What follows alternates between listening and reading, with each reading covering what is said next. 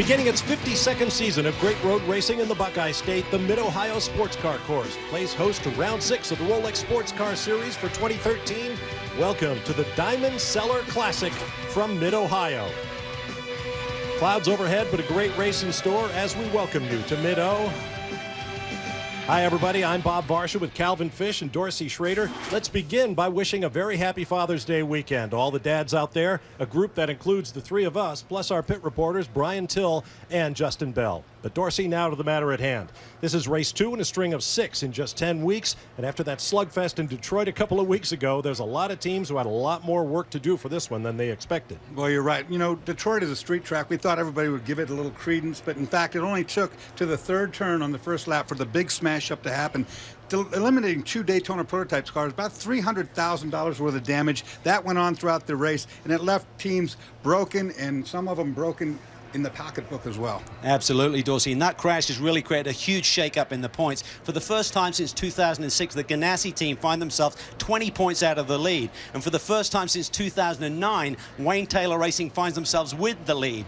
To put it in the words of one of their drivers, Max Angelelli, this thing happens once in a lifetime. You've got to take advantage of it. And Bob, they've got the Ganassi team in their rearview mirror in points right now. The question is now, can they hang on to it? And they weren't the only teams affected in Detroit. Details now in our Daytona prototype storylines. For the past 3 seasons, Chip Ganassi's DP team has spent the summer extending their lead. But 2013 finds them in unfamiliar territory. 4th, down 20 points for the first time in 7 years. Sitting in 3rd is the team that finished right behind Ganassi in the championship last year, STARWORKS Motorsport. Alex Popoff and Ryan Diella winless this year, but have quietly finished on the podium in 3 of the last 4 races.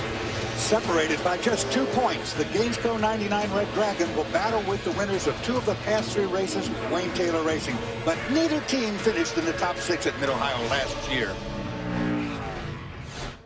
Well, Wayne Taylor's team comes to Mid-Ohio not only with the championship points lead, they also repeated something here at Mid-Ohio that they did at Detroit, and that is they qualified on the pole. Jordan Taylor claimed his 2nd Daytona prototype pole, but this time, alongside of him, the number 90, his older brother, Ricky Taylor, qualified outside the front row, giving Father Wayne a little bit of an early Father's Day present. And for all of us, it was really the first time that any of us can remember brothers being on the front row of a major sports car event. So that is big news. The championship points lead, big news as well. Well, we've talked about Daytona prototypes, though. Now let's check in with GT storylines. Ferrari continues to lead the way in GT, and Alessandro Balzan's breakout season just keeps rolling. Defending GT champ Jeff Siegel and teammate Max Pappas are coming off their first podium of the year. Could their season finally be turning around? Porsche has stayed in the hunt with the number 44 Magnus Racing team tied for 2nd in points. They've yet to finish worse than 6th. Park Place Motorsports, led by Patrick Long in the 73 machine, has had an up-and-down season, but definitely has the speed. A win would be a huge lift for the 5th place team. No Rolex team is hotter than Stevenson Motorsports. 22-year-old Ohio native John Edwards and teammate Robin Liddell look to become the first team nearly a decade to win 4 straight GT races. Well, some amazing on-track action, as you can see, but believe it or not, we're only halfway through a 5-week swing of major races. And of course, it's the big 24 Hours of Le Mans next week, and about 9 drivers are going from this race here at Mid-Ohio to France next week. And of course, that means they've got to pace themselves. There's a lot of demands, emotionally, physically, and of course, with the sponsor obligations these days, they have to be on form the whole time. One driver like that is Patrick Long. He said to me, you know what, I've been pacing myself, taking a little time in the hotel room just to relax. But while the drivers in the paddock and pit lane may be moving a little slow, you know, when they get out there, it'll be flat out. All right, thanks very much, guys. Field making its way around on its warm-up tracks. Here's a look at our pole sitters. Jordan Taylor with brother Ricky alongside. John Edwards will lead the way in GT. He and teammate Robin Liddell going for 4 straight victories. And Tom Long will lead the young GX class. Here's a look at the Rolex starting grid across the top of your screen, and I want you to look for positions 7, 8, and 9. Memo Rojas, Gustavo Yackaman, and John Pugh, the 3 drivers involved in that first lap crash in Detroit. They're starting in a bunch here at Mid-Ohio. Quick look at the racetrack now. Dorsey? Well, Mid-Ohio is right between Cleveland and Columbus in the center here outside of Mansfield, Ohio. Racetrack's 2.258 miles in length, 13 corners. It has a very low grip surface. That's one thing. The other thing is you get to start on the back straight. Right about there, you'll get the green flag. But the finish and restarts are right here. And with that, we are about ready for the green flag. Here they come. Jordan Taylor leading brother Ricky as the Daytona prototype field heads down into turn one. And look at this, you can go side by side through here, and Ricky Taylor takes the lead. Frustration yesterday, he immediately goes to the front. Can Jordan respond? Jordan said he was going to race his brother like any other competitor, and the way those cars are squirming around, it looks like he is. Look at Fogarty, he's around Fittipaldi. That was a great start, no question about it. You never know going into that first corner if you're going to have grip or if you're not going to have grip on these tires. Well, this is the defending race-winning car here, the 90 machine. Michael Valiente and Westbrook took the victory last year. Here's the GT start. Led by the Steve. In the Corvette, slides into second place. Max Pappas goes inside Emil Asentado. What a performance by Emil Asentado in qualifying yesterday, qualifying the A Motorsport FXDD Ferrari third. Into turn one for the DP leaders as the GT field makes its way through madness. Taylor brothers really getting a good run through there. Everybody tight still. Fogarty's car is coming alive. In recent events, we've said it's taken a little bit of a while for that Red Dragon to get hot. But today, they seem to have some pace early. As you may notice, very gray skies, no stark shadows on the ground under the race cars. Look at this. Remember Detroit? Close together once again. Yakiman is on probation. 2-race probation. He is being watched closely. He's been told you cannot hanky-panky, argy-bargy. Any contact, you're going to be really dealt with severely. But he's young, Dorsey. Is he going to be thinking about that right now? He's in the middle of a battle with Memo Rojas. Nope. Look at the skies overhead. Heavy cloud cover. We understand there is a growing chance of rain within the next 60 minutes. Oh, one of the Salem cars off on the left and a STARWORKS on the right. So we know what's happened here, I think. Scott Mayer behind the wheel of the 8 car. I called this turn 1 and 2 as the race began. That because they do start on the backstretch. We'll refer to the real turn 1 just past the flag stand from here on out. Got to be car contact between those two. They're both off and unable to restart at this point. The 43 was more than likely going to be stuck there too, which might bring out a full course. Joe Nonamaker behind the wheel of the 43 machine, and those guys are really anticipating the big Salem 6 Hours of the Glen coming up in a couple of weeks. Second round of our North American Endurance Championship. Not the way that Joe, racing with his son Will Nonamaker this weekend, wanted the race to start on Father's Day weekend. And now we do have the full course caution that I thought would come out. Okay, this is going to be interesting. Spoke to Timmy Keene just a couple hours ago about fuel strategy here today. It's really tight to do it on 2 stops. I said, how early will you take a yellow? He said, maybe really early, particularly if we still have poor track position. So we'll wait and see. It'll take a couple of laps to really regroup everyone. Pit lane will be closed initially. Keene with the Ganassi team. Oh, there we see the contact. Scott Mayer in there just really deep and just straight into the back of Joe Nonamaker there at apex of turn 4. Yeah, just drilled him. Nothing you can do with that. Looked like Nonamaker was trying to go down the inside. Excuse me, the 8 car, the STARWORKS car going down the inside. Scott Maxwell. Nonamaker probably didn't see him. And so we have an early yellow flag once again here at Mid-Ohio. Take this opportunity for a break and return with more live here on Speed in a moment from the Diamond Cellar Classic. Look at one of the great Can-Am cars that once sun-thundered around the Mid-Ohio Sports Car Course. Here's a look at our onboard cameras while we have a moment. 3 in the Daytona prototypes, the number 3 DP from 8-Star, the number 90 Spirit of Daytona team, and the number 6 Gustavo Yakiman, Michael Shank Racing, Ford Riley. And the Michael Shank Racing team and Ford have yet to pick up a Daytona prototype victory this year.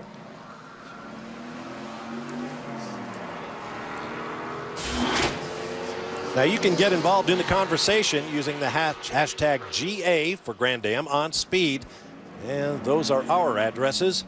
So get on, send us your questions or observations, and we'll put the good ones up on the air. Let me correct myself.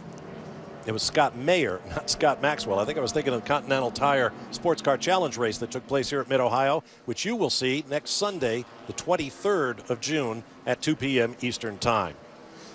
I hope that umbrella in the grandstand doesn't mean what I think it does. Keys to the race, Calvin? Well, this is a brilliant racetrack, Bob, but it's very easy to get caught up in traffic, particularly around the back section where it's really a ribbon of asphalt, a one-lane track, so to speak. Time in pit lane, we've seen it happen many times this year. If you can shave just a few tenths or a second off your refueling time, you can leapfrog around some of the other runners. And day at the beach, we've seen it already. China Beach, they call it, at the end of that back straightaway, Dorsey. We saw the Sailor's machine already stranded in there. Yeah, Mid-Ohio is one of the racetracks that haven't paved those. You see one right there on the outside of turn 1 as well. You get stuck in there, and it brings out a full course caution every time. Cleaning up the damage here. It was a pretty good punch. We saw a little bit of damage. The question is then, will he get a penalty for this? Typically for that sort of contact, we've seen a stop and hold for 60. And you see the guy in the blue suit in front. That's exactly what will happen after he comes back around. Thought they were going to change the nose, but they brought out those big pieces of tape. It looks like they just put it together. And he's going to have to serve that penalty if indeed he does get one under green. You cannot do it, and certainly not do any repair to the car under a caution period. So we'll have to wait and see if Scott. You saw Nonamaker pull in with the Salen's car, the 43, right behind his. This car goes out, this one comes in. That's, of course, the one that got hit. This team tested last week at Pittsburgh International Raceway. Got a good day of running in, and the car's been pretty competitive here this weekend. Dane Cameron and Wayne Nonamaker coming off a brilliant 4th place finish at Detroit just a couple of weeks ago in the 42 car, of course.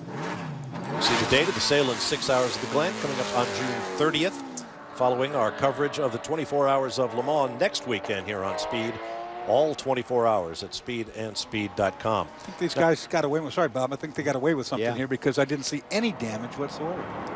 Now, we've showed you a couple of times the big wreck on lap 1 at Detroit.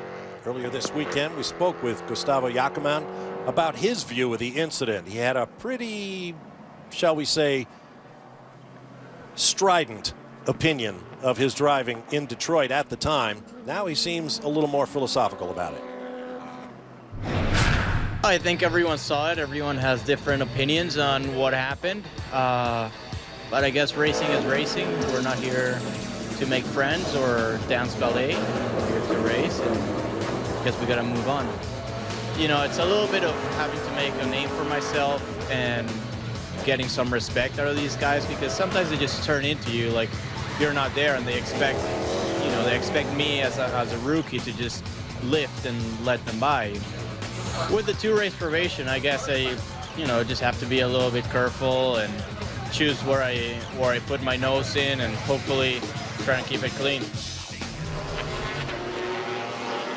Well, I think he said there's many different opinions. I think there's everyone else's and his, to be honest with you. I mean, he was pretty aggressive that day. I love these young drivers coming in and they're aggressive, Dorsey, but the move on Rojas in particular was pretty offensive. I mean, you've got to respect your competitor, and he basically ran him off the road in an area of the racetrack which is really dangerous, and we saw $500,000 worth of damage to 3 race cars and huge consequence in the points. But hopefully he's learned, and Mike Schenker's been talking to him, saying you just got to tone it down, just even half a notch and we'll be good. You know, 2 more things on that point is that, A, that was the first lap of the race, the 3rd corner, no need to drive that aggressively. And second, from that point, that's a street circuit that is very unforgiving anyway. You just don't, you got to change your driver style to suit the track, and that was not the right thing to do there. The 6th car of Gustavo Yakiman currently shown as 8th as the lights are out on the safety car. We anticipate a green flag. Right now, let's go down and hear from Will Nonamaker with Justin Bell.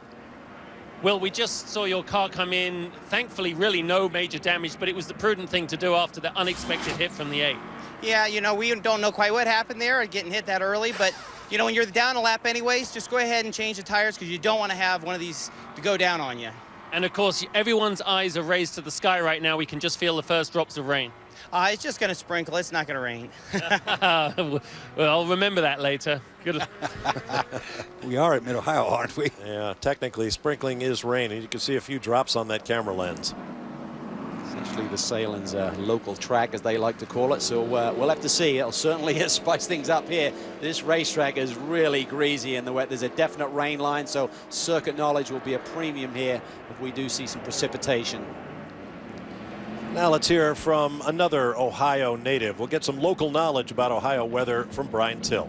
Well, here's what's going on, guys. Not only is the rain coming in, but the cloud cover is obviously here. That has cooled the ambient. It has cooled the track temperature. Balance of cars are going to change. Even if it doesn't rain, these guys have a different car underneath them than they did when they qualified, and we're back to green. Well, Timmy Keane lied to me. The 01 is not pitted at the first opportunity, so throw that one out. That He never will happens. do that. Earlier today, I spoke with Elliott Forbes Robinson, who was here as an experienced driver assistant to the stewards of the race, and he just shook his head and he said, Mid-Ohio in the wet is diabolical. That's a big 10-4 there. I tell you what, this place with its asphalt sealer is like a skating rink when it gets wet. Looking at the number 2 car that MIO-OHIO is chasing down, Alex Popov. What a brilliant drive he had at Detroit. Had the lead. They had to put a bit more fuel in that Ford-powered car during the pit stop and lost out. But look at Yackerman. He's looking for a way by. Yeah.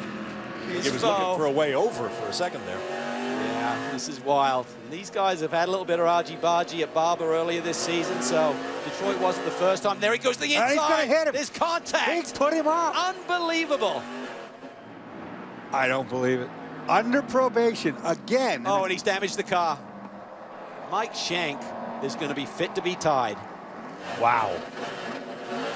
Well, he got out of there somehow, but he's going to bring all kind of debris on the racetrack there. You can't make these things up. There's Scott Pruitt on the left. with Nobody's Timmy believe Keane. it. He's shaking his head just like I'm shaking The mine. question is, did Rojas's car get Oh damaged boy, there? now we got trouble. We've seen fire underneath there. Like Shank machines before. Oh, that's a bad spot. he's Bad spot to stop that car. There's no way to get to him there. He's got to get out. Only place where the concrete comes right down to the track verge. I hope he hit the fire button. That's all I can say, because there's no easy place to get to him there. Remember Watkins, Glenn Dorsey, when Shank had a car burned to the ground on the entry to pit lane a couple of years ago. Here we are. Can you believe that? 7 laps in, our second caution flag. My good friend Bruce McGinnis. That's burning good. That thing is burning or bad. He would call that instant karma. Yeah, that's unfortunate right there, because like I said, that's not easy place to get to it now. And I wouldn't get too close to it, fans. Yeah, there's a lot of fuel still on board. Oh, yeah. What a couple of weeks for Michael Shank Racing. Based down in the Columbus area. They just announced new sponsorship from a major contracting company, Roberts Electrical Construction here. There was so much going their way, and then all collisions affecting both cars in Detroit, and now this. Michael Shank is also the owner of the car that was destroyed at Detroit. This is an independent team. Yeah, here's Mike. I'll talk about broken wallets, and his was the one I was talking about. Now this car. This is our roof cam on top of this car, and that little fire truck thing. And we talk about the pace of the season. I mean, they're in the heat of the battle, literally. They just come off a major rebuild on the 60. Now this thing is burning to the ground. There's another race in 2 weeks' time at Watkins Glen. And this one truck, I don't think is going to be able to handle the whole situation. I hope it does. I really do. But when he parked where he did, he didn't have much choice. He had to get out. But that is the worst place on this racetrack to pull off. If he'd gone just a little bit further, you could get to it. But well, they're on it now, but it certainly was a delay in getting to it, and the fire had erupted by that stage. Yackerman, who threw his gloves after getting out of the car. Hard to believe the irony of the situation that he gets into the side of Rojas, the guy he had the incident with at Detroit, and then just a few corners later, we see this. You know, in your mind, you would want to think that the fire was related to the incident, but I don't think it's going to be that way. Well, here's a look at what just unfolded. Coming down into turn 6, you swing out to the left like Rojas is doing to set up, and Yackerman's just dived it down the inside. Now they hit here. Now watch contact. See, this fire is not related to the incident at all. Is there an oil cooler or something? No. I guarantee you. Looked like the contact was more toward the left front. And I thought the same thing. When I saw the contact, I thought the fire is probably a result of. I don't think it is. Now this is. Maybe getting himself out of the gravel This is track. what did it. This tore an oil line off right here or something like that. Yeah, it either cut down the left front or he had damage to the suspension. He couldn't turn the car, essentially. Yeah, it's the off track that did the At this point, you need to be looking for a fire station. And the next one, unfortunately, the is up in GT field is coming through, so he couldn't get to the right. Get over to the right, yeah. Just a bizarre set of circumstances. There's the armboard as he extricates. Look, he doesn't have himself from the car. all of his stuff off, but he was getting out. Decided he had to go. I've been in that situation. I mean, your mind's going, you don't have a lot of choice, so you got to act quick at something. There's Mike Shank, and he already knows what he needs to know. Huge amount of home support. I mean, Mike and his team have been busy repairing the 60 car, but they have massive media responsibilities throughout this month for the Mid-Ohio event. They're just one of the best teams in the business in really just getting the word out and exposing our series to the public. And this is just, it's just a shame to see Mike have to go through this. You know, when you look at a budget, when you start your year out and you look at a budget for the year and you try to run the numbers in your mind of what you need to get through the year, this is the equation you never have figured in. Two major expenses back to back. And Mike Shank is such a survivor. I mean, he built his team basically from scratch with himself as the driver and then became a car owner. He's had flirtations with Champ Car Racing. And he has built this team, really a powerhouse, former winners of the Rolex 24 at Daytona. And it has just been an absolutely brutal year thus far for them. Watch the run that Yackerman has, coming off 5, dives down the inside. Rojas, you don't typically expect it there, Dorsey. No. It's not a usual passing opportunity unless the driver's being really aggressive like Yackerman was. And it's incidental contact at that point. It wasn't that big a hit, as you see right here. There's a little bump, okay? Didn't spin the car, whatever. That's not what happened. It did break the left front corner of this car. That's why he can't turn. When he makes this corner, it goes straight. And when he hits this gravel trap, I'm thinking it probably tore an oil line off or an oil cooler up, and that's what resulted with the fire. Boy, oh boy, what a moment to start the race here at Mid-Ohio. We've got another break coming up while the cleanup continues, and we'll be back hopefully for a green flag shortly at the Diamond Cellar Classic from Mid-Ohio. Michael Valiente going in behind the wheel. He's been drafted in for this race. He'll also run at the Glen alongside Stefan Sarrazin.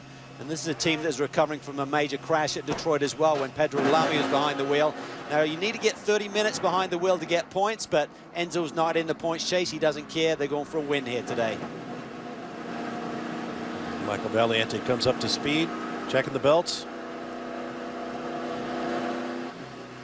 And it looks like the site of Gustavo Yackerman's fire has just about been cleaned up. Heavy damage to that Michael Shank Racing Ford Riley. Let's get to the pit lane and Brian Till.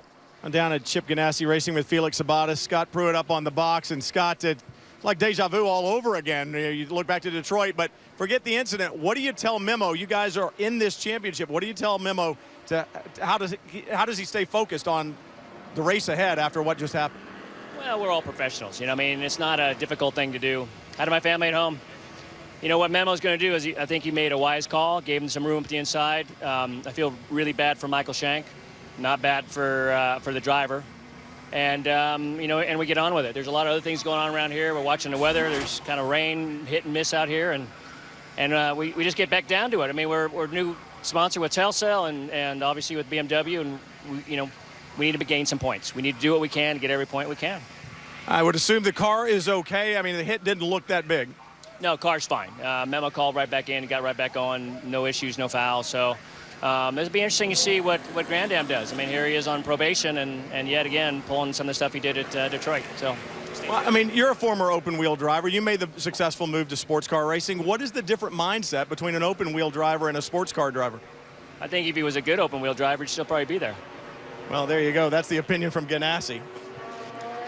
Or at least from Pruitt. Yeah. Surprised that Scott's not actually getting his helmet on, because we're 25 minutes into this race right now, and in 5 minutes the window would open for maybe it'll jump out, get points here today, and get Scotty in. So there's going to be a lot of different strategies played out. Take another look at it, Dors. Good run down into 6, and this is a slippery little corner, and I think you're right. Memo gives him enough room to make that inside pass. Unfortunately, Yackerman jumps up on the curb, but gives him a little knock to the side. Now that broke the left front tie rod end, and that's why he couldn't make the right-hand corner. He gets off here in the gravel, and in doing so rips off either a fuel or oil line. You can see when he leaves right here. Look on the dirt, on the grass. You can see it's full of something. Immediately erupts. I'm thinking it's probably oil related, but you don't know that. And see how it's burning from left to right underneath the engine cover. It's a fed fire, in other words. I mean, it's not just burning on right. But he was still hooked up there. I mean, And you see he got out all right. And the steering wheel was still illuminated, so the power was on. So if the fuel pump was involved, it was still running. Yeah. I know one thing, you won out. I'm not sure MIO was leaving him room. I mean, MIO was going for the apex. So, I mean, there was room on the run between 5 and 6. You don't expect it there, though. I don't think that Rolex was going to let him have the corner by any stretch. Camera's still working as we're up on top of the flatbed with the 6. This is the roof cam, of course. Boy, kudos to that onboard camera. It's a tough one. No question. Justin Bell, what are your thoughts? You know, I was just watching it on one of the team's big flat screens down here. And, I mean, all of us on this crew pretty much have raced a lot. And, you know, you can overtake anyone. I was just chatting with Patrick Long. If the driver in front of you acquiesces to your move. However, right then, at that stage of the race, even the tires and the track aren't fully understood by the drivers at that point. And just that move, especially in the situation he was in with his probation, is just idiocy in action.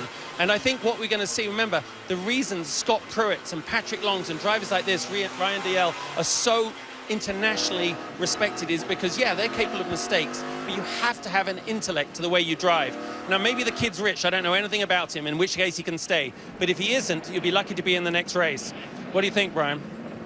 I'm down at Michael Shank Racing. The guy's getting ready to go back to green. And Michael, let's talk about the bad first, then we'll talk about the good. It's great to have young, aggressive drivers because they can get things done, but it's not turning out the way you guys wanted it to. Yeah, that's pretty bad. I don't even know what to say. I've been watching the replays here. I'm going to wait until I talk to Savo, but I'm not sure. Obviously, we had a devastating loss here. I don't know what we're going to do for Watkins Glen. This is an unbelievable, huge financial hit for us, and I don't know what's going to happen. Let's talk about the good now as we've gone back to green. We got good battles on the racetrack. The 60 running well. Good to see Oz Negri back. He's back up to speed, and John Pugh doing a great job. Yeah, I don't want to degrade from that what they're doing there. They're doing a great job. Roberts Electric came on board. Oz is back, which is spectacular. Super happy for them. Hopefully we'll keep John going here and get Oz in the car soon, and we'll see where we end up. Trying to keep their heads up down here at Michael Shank Racing, and right now we got some great battles in Daytona Prototype. Such a tough situation for Mike Shank because Gustavo is essentially a customer of his. He brings big sponsorship. You know, Justin posed the question, is he a wealthy kid? Well, he comes with good backing, and so Mike has got to like temper. The argument here is like, how much do you beat the guy up in terms of you don't want him to walk away with the sponsorship that he's bringing to the table, and for the team, that's really half of Mike's team, and he needs it to operate for the rest of the year. But are you bringing enough sponsorship that you can wreck race cars? Remember, in the case of Detroit, it wasn't one race car, it was 2. Again, it's hard because the owner is between a rock and a hard place. Tell you what, Jordan Taylor is starting to put the pressure on his brother Ricky. He had a little run on him going out of turn 1 up to the keyhole the last time around, and was probing and looking a little bit further in the lap as well. So we've been sort of like licking our chops all season long, waiting for this scenario to happen, and it's happening right now in front of us. I want to follow up on something Michael Shank said. One of the ups for their team has been the return of Oz Negri, who broke his leg in a mountain biking training accident months and months ago. He's been through a long series of surgeries and rehab. He is back in that day-glow green liveried number 60 car for Michael Shank Racing, and the entire team, I'm sure, is just delighted to have him back. And Oz was beaming yesterday. He was so relieved, A, to get back in the car, but also realized that he could drive the car quickly and that he really didn't have any major discomfort in terms of not being able to do a full stint or 2 in the race car today. So great to have Oz back. Great to see him up to speed. Meanwhile, GT battle going on right there. That's the lead. John Edwards in the Camaro leading. Boris said in the Whelen Corvette, these guys have been having at it all year long. They have, and the Stevenson team, what a roll they're on. Started off the year with 2 DNFs essentially. Now they're on the pace for their 4th consecutive victory, 3 in a row, going for 4 here today. And John Edwards and Rob Liddell are certainly getting the job done. Car rolled off the truck really, really quickly. They said probably the best roll off the truck we've had all year, and by that we're talking about the setup they come to the racetrack with when they go on the track for the first time. You hope that it's close. Sometimes you have to keep working on it really hard to get the car's balance where you need it. They said the car was really close, a little bit of understeer, but it was good to go and good enough to put John Edwards on the pole yesterday. Well, they certainly have momentum in their favor, having won the last 3, this going 4. Out to the GX clad. On board the number 70, driven by Tom Long, and put the car on pole. fell behind Dr. Jim Norman in the 38 Porsche Cayman. He's now gotten it back. The 9 has spun down at the end of the track at the keyhole. He's coming off of turn 2 there. You can see the racetrack doors. He's got that weird look. We see it so often here. Well, and yesterday they did a little track repair. Yeah. This is one of the corners, turn 2, that they did repair in. The other being turn 9.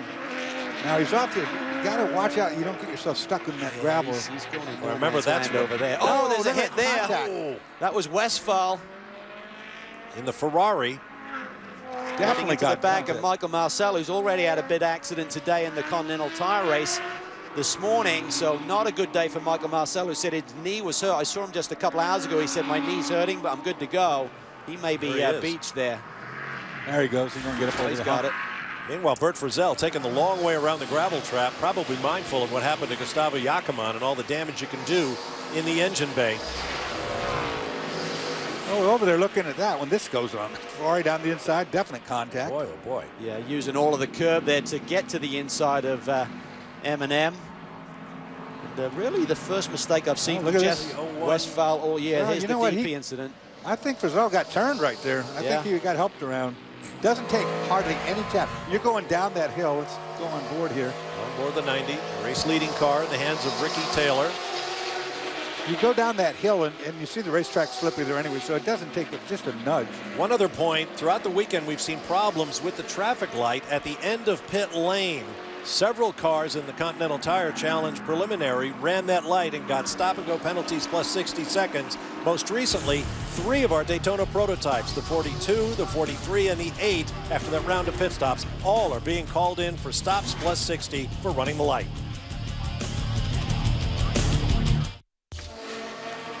Tomorrow on race day, we'll revisit Jimmy Johnson's dominating win at Pocono. Plus, Greg Biffle and Ryan Newman will join our team live to look back at some father-son legacies. Be sure to watch NASCAR Race Day from Michigan live tomorrow, 10 a.m. Eastern, only on Speed. Well, you just saw some great action there. We're on board with Michael Valiante, who just set the fastest lap of the race, cutting his way through traffic. Here we see the remnants of the 6. That's a whole back end's going to be. Michael Shank had a notion of what he was talking about when he said this is going to be devastating. Not the first time he's lost a car to fire either. This is the worst thing to clean up after. Back in Watkins Glen, I think this was Michael Valiante speaking a hip behind the wheel of the Shank car. There he is. And this is trying to get the fire bottle to turn on right as it. He was at pit in though, a much better place to stop. Not that the result was any better. I think it was an oil cooler that had erupted Yeah. that day, Dorsey, on the back end of the box there. Anytime you have a force-fed fire where it's getting fuel like that with all the oxygen underneath the back of these cars, boy, I mean, they just go. Taylor boys continue to roll up front. Fogarty staying in close proximity. What are you hearing about Ricky, Brian? You know, I talked to Richard Westbrook earlier, and he said, we have been fast all year long. We just haven't had the results, and my opinion is, Ricky just hasn't been comfortable. But starting at Detroit, he finally realized, we realized what he needed. He realized that the team was on his side and that we could all work together. And then we really gelled. He said it was like overnight. And when it all came good, they went very, very quickly. That's the same thing that's going on here. And he said he's comfortable now and he's very fast. We've got a good car. Look out. Well, you think he just switched from the same car last year. He drove for the 10 team last year, his father's team, of course. But remember, underneath the skin, they are different chassis. That's the Coyote chassis with now. He ran with the Dallara with a 10 car last year. So that's certainly a difference that he's got to adjust to. And Westphal here in the pits serving a stop and hold plus 60 seconds for that contact with the Turner BMW up there in turn 2. This is the championship leader, remember, in GT. Yep. It's a 22-second delta down pit lane, so unless you're very close to the lead, you're essentially going to go a lap down with a stop and hold for 60. Now Michael Valiante, racing's newest super sub. He's a man on a move right now. Remember, Boy, he they made is. that strategy call. They topped him up with fuel. He's got more fuel on board. He's in a great position here strategy-wise. He's going to have to pass as many cars as he can to take advantage of that strategy, because he'll go a lot farther than everybody else when they pit. This is a new chassis underneath this number 3 machine. Lammy had that big accident. The car to go back to Coyote and be rejigged on the rear end. This is a brand new chassis. It rolled off the truck and they went to P3 in the first practice. It's really a testimony to this team The fact that he put a new car together, Dorsey, and be that quick immediately. Yep, you can add another couple 100,000 to that tally too from this car that got destroyed at Detroit. I love these onboard cameras. Look at how these cars on this surface, this Mid-Ohio surface, has minimal grip, and you see how much dancing around the cars are doing.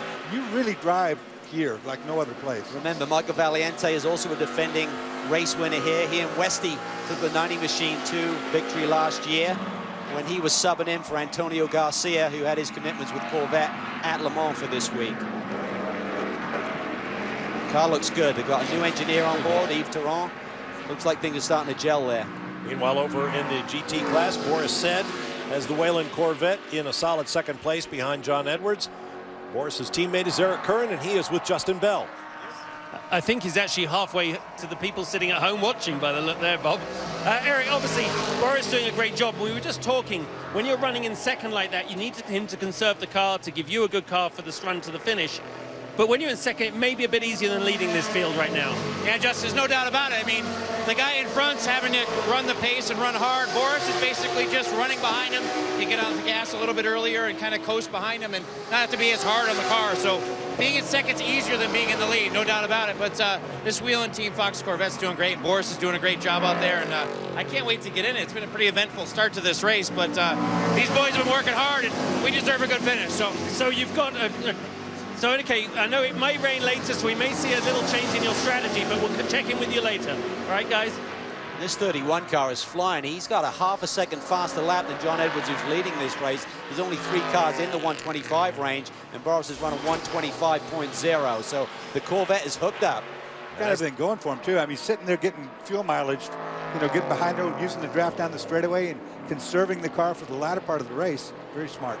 For a comparison, Calvin just told you Boris Said did a 125. Fast lap of the race just set by Brian Frizzell, a 119.6 in a Daytona prototype. A little bit of frustration there as he's trying to recover from his brother's earlier spin. The car's been in the pit lane. They've done a service and driver change, so he's got fresh rubber on. That may contribute to that lap time a little bit, but Frizzell boys trying to bounce back. They also got some damage at Detroit, and remarkably, the crew went back out into the infield and found the car in turn 5 and fixed it to give them enough time. And we talked about the incident at Detroit and the 01 being smashed up. The big thing there, Bob, was that the car did not do 30 minutes. There's a rule in place. The car has to do 30 minutes to score points, which is major consternation to the Ganassi team. They've been finding it pretty hard for 2 weeks, but the rule is sticking. They got 0 points, not last place points, but 0 points. Right, had they gone that 30 minutes, their gap to the leaders in the championship right now would be about 5 or 6 points and not 20. Jordan Taylor picked up some grass in the grill, I think as a result of someone else going off. I don't think he's been off. Looks to me like he might have just picked that up off the track. But it's enough grass up there, they better be watching temps. You'll see it here. Take a look at the front, at the 10. Yep. That's probably off the racetrack, I would think. Clouds continue to gather, but the rain has let up slightly. The sprinkles, if you will. We'll take a break and return as the damage is assessed over at Michael Shank Racing after a very dispiriting start to the race. Welcome back to Mid-Ohio Sports Car Course and the Diamond Cellar Classic here on Speed, round 6 of the Rolex Sports Car Series for 2013 with Calvin Fish, Dorsey Schrader, Brian Till, and Justin Bell. I'm Bob Varsha. There's your race leader, Ricky Taylor, going around the outside of a GT car. We talked about caught in traffic as one of our storylines. There's parts of this racetrack the GT cars cannot get out of the way. There's nothing the Daytona prototypes can do. You just have to be patient, Dorsey. And it's kind of luck in some ways as you see what it does. Look at this run. Look at the 5 car. The 5 car. Brilliant run. Fittipaldi. He just got Fogarty going down the back straightaway half a lap ago. Now he gets around Jordan Taylor. Action Express coming alive, coming off a podium at Detroit. Boy, and Christian, I thought the first time he did a fantastic job down there in the key, in turn 4 area, but man, He two is really good moves. On a charge. And here's Fogarty now looking at Jordan Taylor in the 10. And Memo Rojas pulls up behind the 99 Red Dragon. Looks like Valiente is now up to 6 in that bright orange machine. He's cleared Popoff. He's coming. 1 GT ahead. Just like that. 45 minutes gone in his 2-hour and 45-minute race. So that first pass, I think that energized Christian. I think it got, you know, his adrenaline pumping. he thinks he can win now, and he's got a car under him. Well, he just got off the keel with so much momentum. The other guys were dealing with traffic. They just gave him that brilliant run.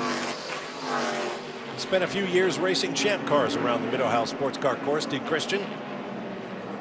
Oh, outside here, there's not much grip out there. It's going to make it stick. Gotta be careful. West has to see the traffic coming. Fogey threads his way through. Here comes Rojas. Here comes Valiente. He'll have a run. This was one of your keys to the race, Calvin. Managing traffic. Boy, it's this racetrack, when you get offline to make those passes like that, you lose substantial grip. Yep. All these cars, of course, being prototype cars, have more grip than does that GT car, but all those guys really put it on the line there. The problem is, if you go around the outsider, you get this little rubber buildup on the outside of the racetrack. Suddenly your tires are dirty. They don't have the grip in the next corner, so you have to be thinking about those things. Look at the run Valiente has on Rojas. Rojas defends, tucks it to the inside. That Chevy's got a lot of downforce, though. Will Valiente try the outside line through here?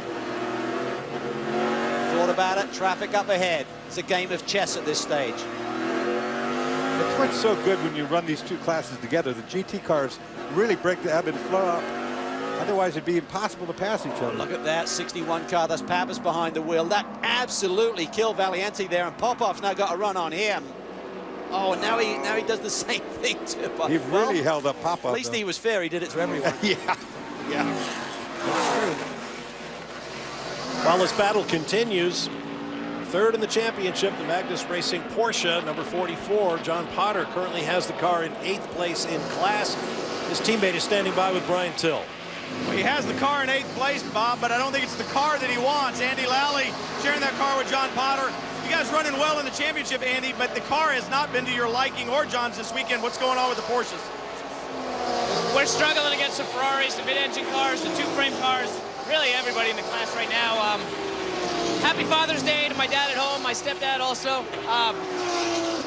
The last 4 cars on the grid are the only 4 Porsches in the field today, so it was pretty tough. John's doing a great job right now. He's closed the delta a little bit to what the leader's running and what he's running, but we're going to struggle today. We need this rain to start coming here. That's really our only hope right now.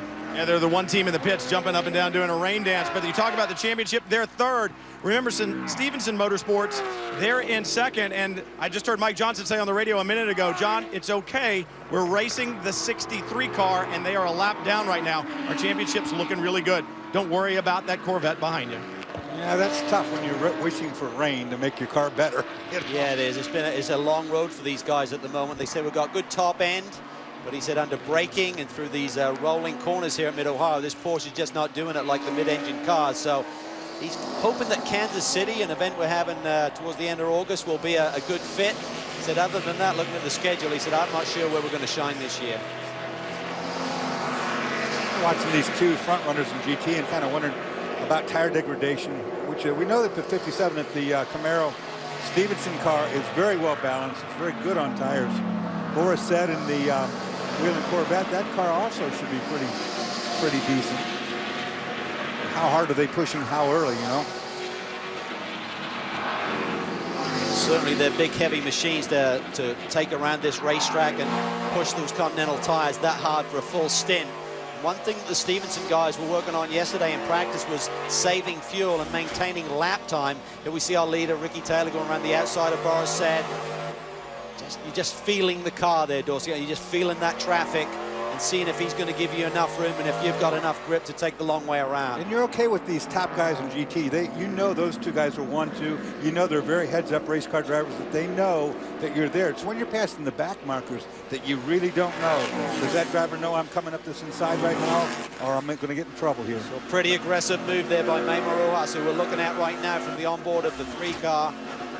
In traffic, making their way around. Look at this. The GT leader. About caught in traffic, you're in it all day here at Mid-Ohio. They make it look easy, but those cars are dancing. Look at the back of the cars. They're moving all over the place. And it is a game of chess, so you're not one move ahead. You got to be thinking 2 moves ahead.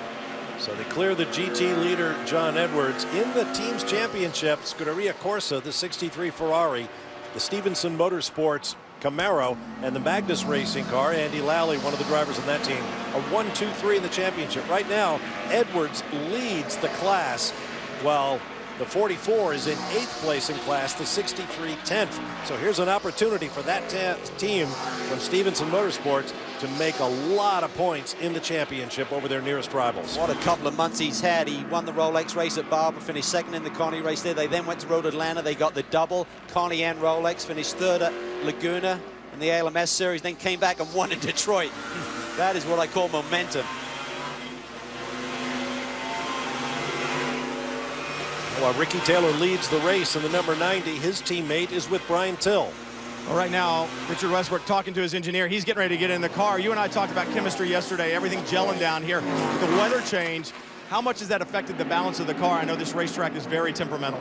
Well, Ricky's happy with the car right now. I think he's just, he's doing a great job. He's, staying out of trouble. And it'd be nice to get a gap, but this is Grand Am. You can't have it all your own way. And just seeing what the weather's going to do. It's a waiting game at the moment. I think otherwise people would have pitted earlier, but you don't want to pit early and then have to make another pit stop for rain tyres. But it's going to be an interesting race if the rain comes. Everyone tells me it's very slippery here. He hasn't experienced this racetrack in the rain. I think Dorsey, you, Calvin, and I have, and it is definitely very slippery. It's a nightmare. You might tell him, Brian. Yeah. Both Richard Westbrook and his teammate Ricky Taylor are headed for the Circuit de la Sarthe for Le Mans. Next weekend's 24 Hours Le Mans. They will race for different teams in different classes. They'll be there, so will we, and we hope so will you. We'll be back to Mid-Ohio in a moment.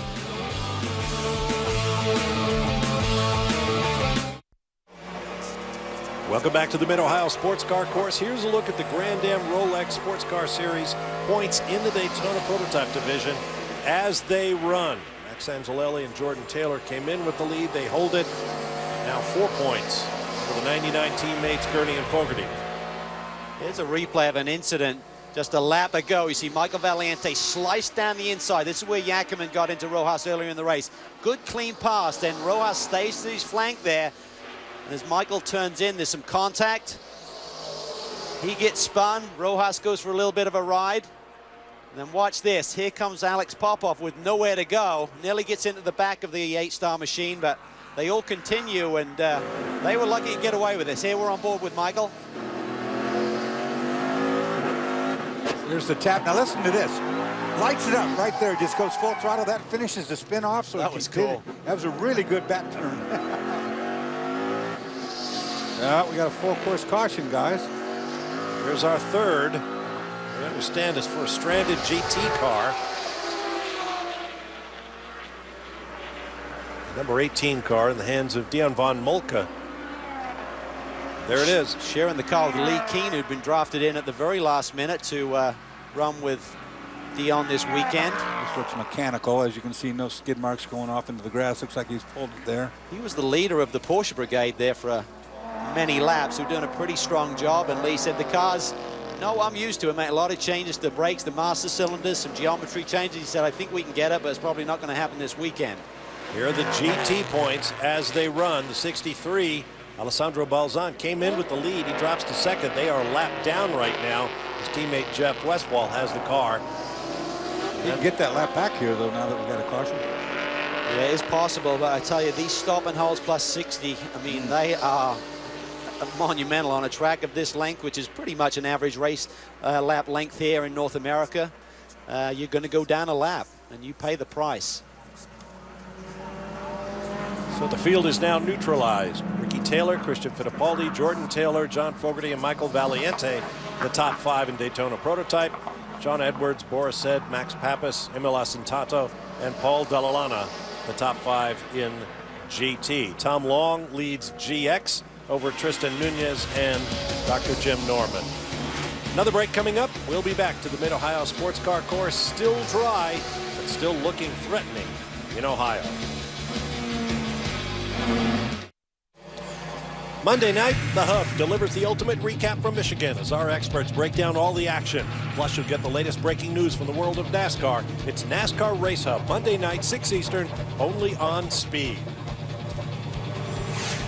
Look at Ricky Taylor loosening up the belts, getting ready for a pit stop, or perhaps just relaxing a little bit. From Dominic Farnbacher, who will be racing next week in Le Mans, A message via Twitter to his buddy Ryan Dial. Maximum attack, my friend. From France. They'll be teammates next week with the SRT Viper team. Be interesting to see that Viper Corvette battle resume. Oh, yeah. Be a lot of fun. That GTE Pro category looks to be awesome. It is loaded. Oh. Here's our air schedule: 8:30 a.m., a half hour of pre-race coverage. Then we take you to 2 p.m. with live coverage on speed. 2 to 4, while the NASCAR Sprint Cup is qualifying out at Sonoma, California, we'll switch our broadcast over to speed.com. Then we're back 4 to 7 p.m. on speed. Away to speed.com for a half hour, 7 p.m. to 7:30 Eastern, and then back to take you to the finish and beyond on Dorsey's Sunday. about to say something. You know what that means, Ridiculous. don't you? I'm not going to get much sleep that day. Here we go. Now we talk about time in pit lane. Who's the most efficient? Who's used the most fuel right now and is going to take longer to get topped up here in this round of pit stops? Let's go to Brian Till.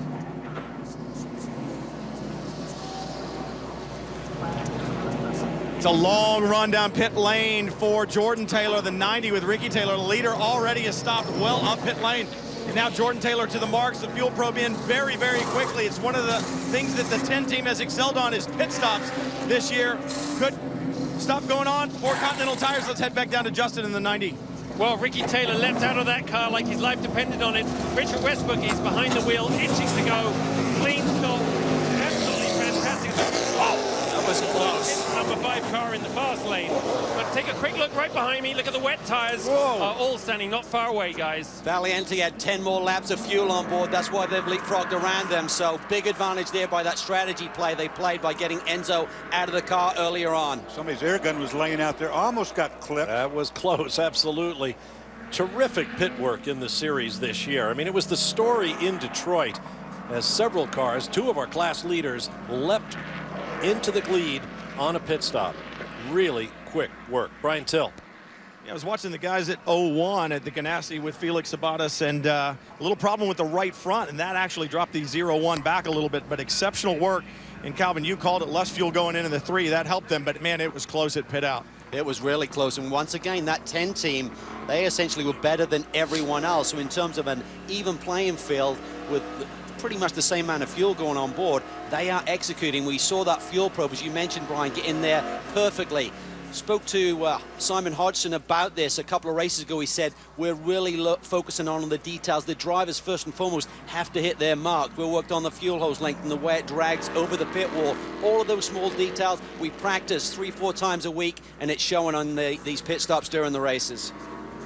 I just love watching the choreography of a good pit stop. Now, here's the situation with the 90. So he was in gear there. Watch that. See that air hose was laying out there with that. Yeah, that was jack close on. there. That would have been a Action stop Express. and hold, by the way, for 30 seconds if you run over equipment on pit lane. Watch the 10 car from the extreme right. Better view.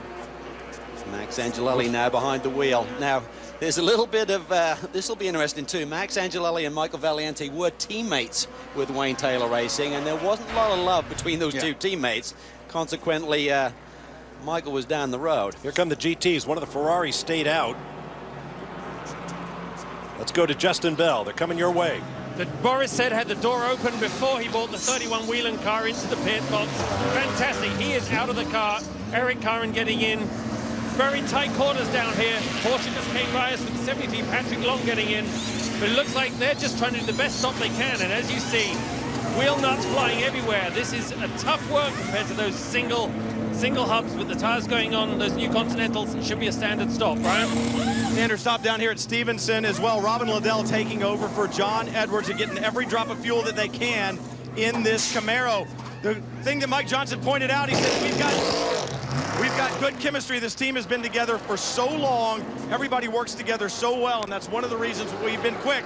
Even though we weren't the fastest car in Detroit, that's what got us the win. They're looking for 4 in a row. And look at the lead they have coming off pit lane. That is great efficiency there, but I tell you what, JB talked about it. It was tight. That Park Place Porsche came around the right front corner of Boris said. There was nearly an incident there with the right front tire changer. There's a look at the pit shuffle. Paul Dell'Alana and the Turner Motorsports car picked up 3 positions on the stop, so good work there. We'll take a break and return. Set the field for the restart here at the Diamond Cellar Classic at Mid-Ohio. Well, it's been a rough start to the day at the Diamond Cellar Classic here at Mid-Ohio in the Rolex Sports Car Series. MIO-OHIO looking on right now as they do some adjustments to the 0-1. And Memo, I know this team used to be sponsored by Target. I feel like there must still be a Target on this car when you were out there. What happened in the early goings with Yakiman? I don't know. I mean, we just haven't been running consistently, and we've been starting further back than we used to. Obviously, we've been targeted for the last two races by the 6 car. I have nothing to say other than it's bad karma. You saw what happened. And unfortunately, we don't got a broken bolt when I hit the 3 car, and they're trying to fix it. Just adjusting some toe, did it knock the alignment out a little bit on the right front? I think it broke a bolt. They're thinking they can just change the bolt and we'll be fine, but we'll see. Not starting out the way that they wanted it to, and remember, they got a championship to think about. They've dropped well back. Justin? So I'm standing here with a much happier Ricky Taylor. Ricky, when you got out of the car yesterday, obviously losing pole to your brother was just hurt, but here you are leading the field as you came in for your stop. But now it's going to be very tricky. You just said not fun to be out there right now. Yeah, I'm glad Richard's in the car, to be honest. These are really tricky conditions with the sealer here at Mid-Ohio. It's very, very slippery. And Richard's one of the best in the wet. And I know we got some good strategists up there, so who knows if we'll need rain tires. I know they'll get us back up there. Excellent. As you say, the car is in great hands now. Thanks a lot, Ricky. And I think that stint by Ricky Taylor could be a turning point for him this year. Confidence booster, Dorsey. I totally agree with you. I mean, we saw the emotion lately with Ricky, you know, particularly when he lost the pole out yesterday to his brother and so forth. His mind's in it. This stint that he just completed was perfect. It's exactly what he needed. You know, now his mindset's good. He got it to the front. He made a great move at the start. You know, he upped one on his brother, and so now he's out of it clean. Westy loves the rain, but I'm not sure he's going to love the rain at Mid-Ohio. No, this place is like a skating rink and this is what the 01 car did not need. Oh, absolutely. They needed to be aggressive. They told me this morning we've got to get back in this championship chase, but they're down a lap already. They're going to go more. Yeah, they got 30 minutes on the board. They'll score points today, but they're not going to be making any points up on the now championship leader. Trying to adjust the toe link on the right front where that contact was made, and in turning that toe bar, they found a broken bolt in the steering rack. So now it's a much more complex situation than just a little adjustment. Brian? Hey, Dorsey, it looks like what happened is that steering arm, when it goes out, it's got a rod end in it, and it actually popped the rod end out. So it's not together the way it needs to be anymore. So they're going to have to take that steering arm off, get the bolt out, put a new rod end on or a new steering arm on. So it's a much longer fix than just adjusting the toe. They've got to get that piece out and then get a new piece in, and that's what's taking so much time. Yeah, that's going to kill their possibilities of anything today. Well, the field's coming around again, and this time they will get the green flag. We'll be back up to racing speed at Mid-Ohio. Yeah, just how slippery is it, boys? We'll find out. Leaders have to tread carefully. Basically, you're the guinea pig when you lead the field right back to green. I mean, if there's spray, which there certainly isn't, it's a good place to be at right now. Michael Valiente has to tread carefully. Max Angelelli, remember, these are his first laps at speed here behind the wheel of the 10 car now. And he said, we can't afford to throw it away. We've got to take what the race gives us with the championship lead now. We're not going to be as aggressive as we normally are. Let's see if he lives by those words. Well, look at the 90 with the headlights on and the way the gleam of the light, just the sheen on the racetrack. That's how slick that track is. That is definitely Mid-Ohio. I mean, it's just that sealer they put on here is unbelievably slippery. I just stuck my head out of the booth, Brian. It was just a gentle sprinkle. What are you feeling on pit lane right now? Well, the track is dry. Pit lane is dry. All the water has evaporated. The problem is the track's a lot cooler. Everybody was out on sticker tires. It's going to take a while. The sheen that you saw on the back straightaway is there because these cars actually hit the ground when they're under brakes on the end of the back straightaway. So do the Indy cars, so do the American Le Mans Series cars. It polishes that pavement. And right now, with a cool racetrack, sticker tires, yeah, it's slick. And the guys, it's going to take them 2, 3, 4 laps to get temperature and pressure. I have to tell a little story, a quick story here. Brian and I worked at the Mid-Ohio School together for many years, and Brian used to take the whole class, all the group of students out, and have them do these little shuffle across the racing line to see where the grip was. It was pretty funny to watch. Did it work? Not really. Okay. But they don't listen. And while the wounds are open at the 01 Ganassi team, here's some salt for them. Officials have ruled a stop plus 60 once Scott Pruitt gets going once again for avoidable contact when Memo hit the 3 of Valiente. Wow, talk about a season get away from you in a hurry. Over 2 weeks, they've gone from the championship lead to a big hole. To Justin. Enzo Portolico, you just got out of the car. I mean, your car is running, leading the field right now. A great first half of the race for you. Have you got the pace to stay there? I think we do. I think we have the fastest lap of the race before the stop. It's just an amazing effort by our team. It's a brand new team, and wow, you know, to be here, it's awesome. What about the contact with the 01? What do you know about that? Oh, he didn't hurt our car. I mean, he was disappointed with Memo. I don't think he, he needed to do that to us. We were definitely quicker than him, and we caught him twice. But that's racing. I mean, I think the officials saw what we saw and gave him a penalty. But no, I mean, we have a decent car now. I think we're going to try to stay out there as much as we can, and our strategy is working well. And you just have to push and push. You know, I just have to thank these guys. This is our brand new car. Pedro Lamy crashed our car at Detroit. He totaled it. We put this car together in 6 days, and it's been amazing. Great. We'll get back up there. I know you want to follow the progress. Thanks, Enzo. Well, that cost Pedro Lamy his drive, we understand. That crash in Detroit 2 weeks ago. Enzo Portolico has a pretty full to-do list as well. He's a driver owner here this weekend. He's also fielding a Ferrari 458 in a GT class at Le Mans next week. They're coming off a win in the second round of the World Endurance Championship at Spa, so they've got things rolling well. And of course, he's coming off a championship over there last year, Bob, and Le Mans win in the LMP2 category when Ryan Dial was running with him. Kudos to the team. That car was destroyed. I mean, that was a huge wreck that Pedro had. It was his fault, unfortunately, and just to get this car up and running. Here's our penalty. This is just gutting. Well, I think they just got the car rolling at this stage, so Scott's then going to have to come back to pit lane. Stop for 60 seconds. Not that it makes that much difference losing another lap now. It's just, they're not going to make that up anyway. First set of Continentals on the car. Continental tire is the official tire of the Rolex Sports Car Series. This 5 car is quick here today. Now Joao Barbosa behind the wheel. We saw Fittipaldi make some great moves in his opening stint. Yeah, that's the best I've seen Christian drive like that for a while. He really was energized. It was awesome. Max Angelelli now behind the wheel of the 10. Let's hear from his teammate with Brian. That was Jordan Taylor who started on the pole in the 10, and congratulations on the pole. You said at the start you were going to race just like you would any other race. Were you able to actually put out of your mind that it was your brother beside you?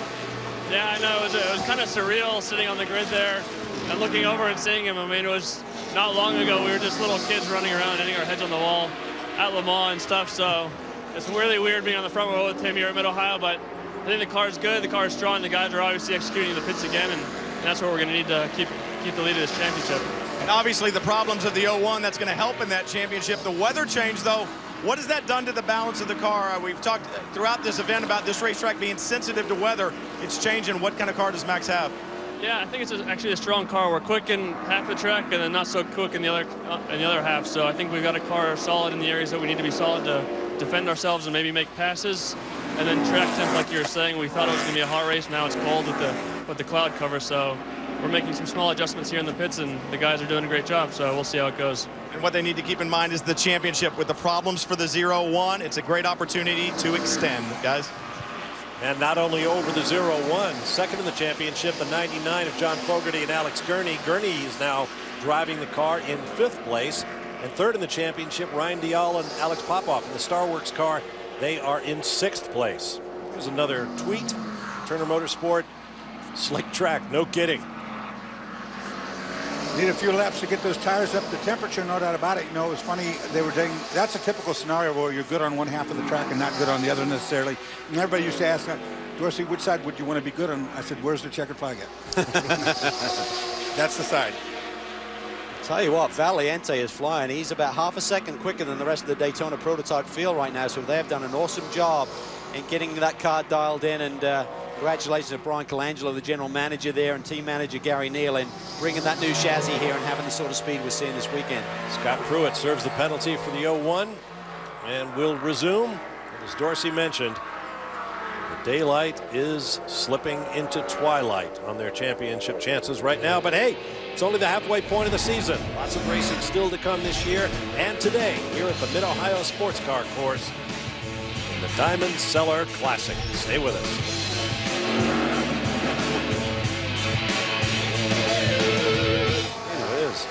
You're smiling when you finish second. know what that means. Your first smiler. Yeah, first loser. Back to the action. Michael Valiante leads Max Angelelli and Joao Barbosa in Daytona Prototype. Liddell, Bill Auberlen, and Jeff Siegel, the top three in GT, on board with Valiante. Meanwhile, Sylvain Tremblay has taken over the GX class, leading Skyactiv Diesel Mazda 6. Spencer Pompelli has the BGB Porsche up in the second place in class, and Joel Miller is third in the second Mazda 6. Michael got a bit of traffic on that last, lost him over a second to the guys who are chasing him down, and they're starting to pick up the pace a little bit, so that lead is going to narrow here shortly, it looks like. It's a battle between Curran and Lazaro. Like Curran has just got around him on this lap, so it's now Eric Curran up to fourth. What a great job by Emil Asentado qualifying this FXDD car here yesterday. I mean, beating some really good shoes like Max Pappas and Jeff Westphal. Remember, he's essentially a Pro-Am driver, businessman, two-time GT champion, of course, and but just a great performance, fun to watch. Not an especially young man either. Nothing else back there, so as you say, a terrific driver. And you can see from these onboard shots how they say Mid-Ohio is never straight, never flat, never level. Let's get down to the pit lane and Brian Till. Well, John Edwards is actually enjoying those pictures of you, Calvin. He had a good laugh. But let's talk about the race car right now. When Mike Johnson's on the radio with you, John, saying, hey, it's about a championship. The 63's had problems. Let's just concentrate on the championship. Is that easy to do when you've got that Corvette right behind you, or are you still looking for that win? No, it's not easy at all. You know, I actually kind of settled in after I got a bit of a gap to Boris. And then I got a little too complacent, so Boris closed back up. So I pushed again and got a little bit of a gap, but that's the struggle, is that you can get too complacent. But right now, I think we do have a fast car. I think, you know, even though we've won the past 3 races, it's been a really hard fight at the end, and we've had to defend quite a bit. But I think we're in a much better position this weekend. We rode off the trailer really quick, and you know, I think we've actually got a car that we can race with rather than just defend with. Well, you heard him say defend, which is exactly what they did at Detroit. But remember, they're looking for 4 in a row, and they think they've got the car to do it here. That's a good mindset. It's a good point that he just made right there, too. I mean, in the past, they've had enough car to get to the lead by either good pit stops or whatever, but not really a good enough car to win on the outright, so they've had to be defensive about their posture. Now they're saying, okay, now we got something we can win with, and that's bad news for the field. This is a great battle. I mean, Robin Liddell, Bill Auberlen, Jeff Siegel. Yeah, you get the best of the best in GT out there right now. Auberlen and Dallalana had a podium run here this morning, and they're looking for better right now. They're the defending GT race winners here. So Billy Auberlen loves that top step on the podium, and he'll realize that this Stevenson car is in the thick of a championship battle that should allow him to be pretty aggressive on Robin Liddell. And Robin may just say, you know what? We know that 63 car's a lap down. Yeah, not worth it. Maybe we'll let him go. Forget the record of 4 in a row. And of course, is the 63 we're talking about. Being a lap down here, I mean, it's frustrating, and it just keeps soldiering on. Westfall's been in the car for a long time. He might got that lap back, too. You know, during that last caution, if they stayed out. Yeah, I think they did stay out and got back on the GT lead lap. Yeah, they were the Ferrari that stayed out when everybody pitted. It's now shown, call it 20 seconds behind the class leader. Camaro, BMW, Ferrari, Corvette. And BMW, and for Bill Auberlen, this team needs a win. They really do. They've had a rough way to go. They had a terrible Detroit, you know, wrecking both cars. And they just really had a down day or down weekend. It seems like it's really track dependent. I mean, you see them be very strong, and then another weekend they're really nowhere. So it's really been an up and down sort of season for the Turner Motorsports team and Bill Auberlen and Paul Dallalana. Earlier, we saw a slashing drive, the kind we used to see all the time in open wheel racing here in the States, from Christian Fittipaldi. Justin Bell is with him. Yes, I am. Just joking around down here. Christian, that was a really most excellent opening stint for this race. But it must have been hard to stay out of trouble out there. It looked pretty wild. Yeah, it was. We had to handle traffic pretty well, but it was fun out there. I was really enjoying myself. At the same time, I was putting pressure on top of the guys ahead of me, and I don't know. We had a clean stint. I was very happy with the car. The car seems very good, and managed to stop in second place. And now João took over, and hopefully we can go to the top from here. What do your team think about the possibility for rain? Because we had rains out on the wall and then they came back. I mean, it looks on the radar it may have gone. Would that dramatically change your strategy? We actually had a couple of drops on the windscreen, but we never really had to slow down the pace on the track. Like, it was only a little bit of rain, and that really didn't make any difference. But I was looking at the radar right now, and I think that the heavy stuff just went by us, so I don't think it's going to rain anymore. Okay, as long as you keep missing the action like that, you could be on the podium today. Well done. Line out of Caddyshack. Boy, I tell you Chill what, to do that one. I remember Christian Fittipaldi in look at Formula this. One. I remember him in Champ Car, and now seeing a few crow's feet there makes me feel really old.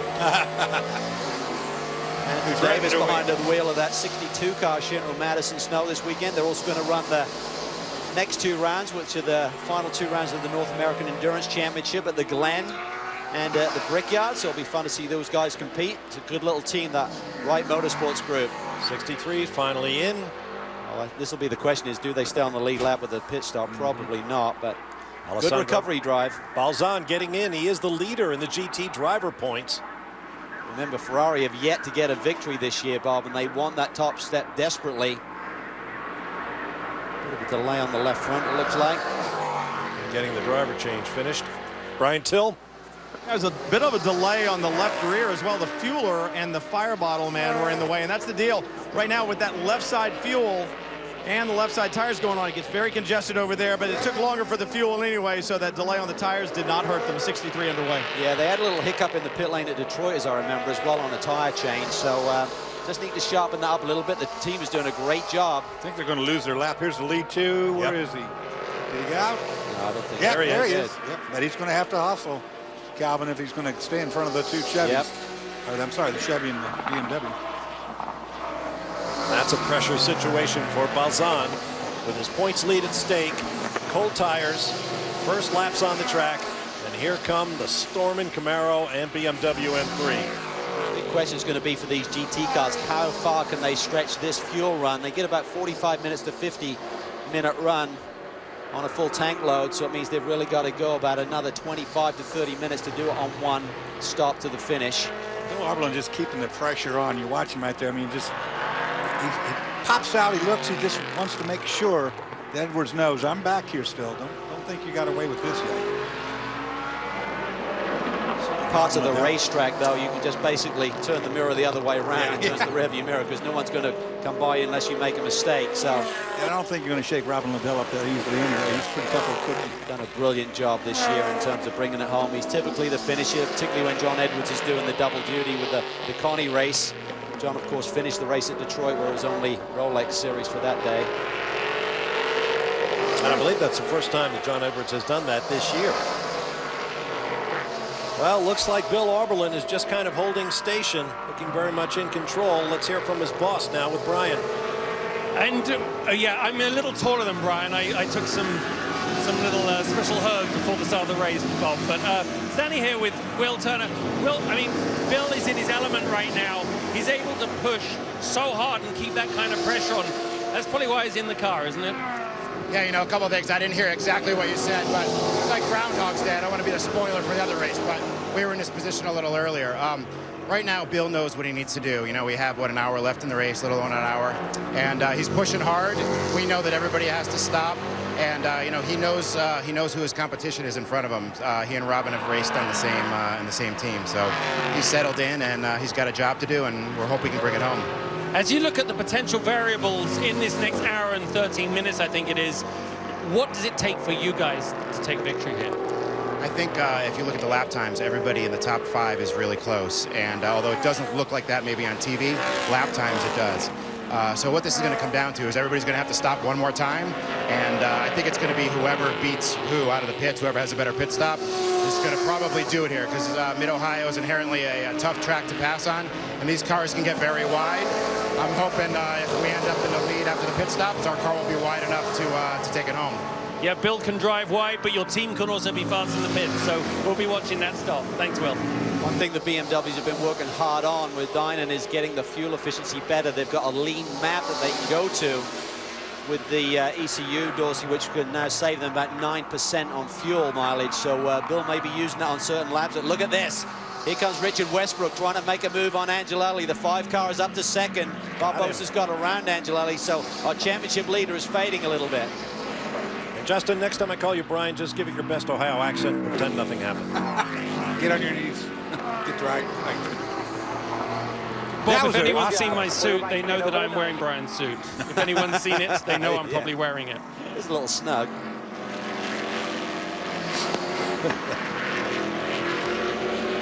So let's think about Angelelli. He is living by his words. He said, I'm not going to be too aggressive now we have the lead in the championship. But remember, they came into this race with only a 2-point lead over the 99 car that now sits right behind them. So you can't afford to get too conservative here, but certainly he's let a couple of those other Chevys go. Well, let's hear from the man who started the 99 Red Dragon. John Fogerty is with Brian, I think. Yeah, you can't get too conservative. Right here on the back of John Fogerty's uniform, it says 2007, 2009 champions. No, you guys are looking for another one. You came in here only 2 points back. Nobody here was more happy to see that pass that we just saw in the 10 than you guys.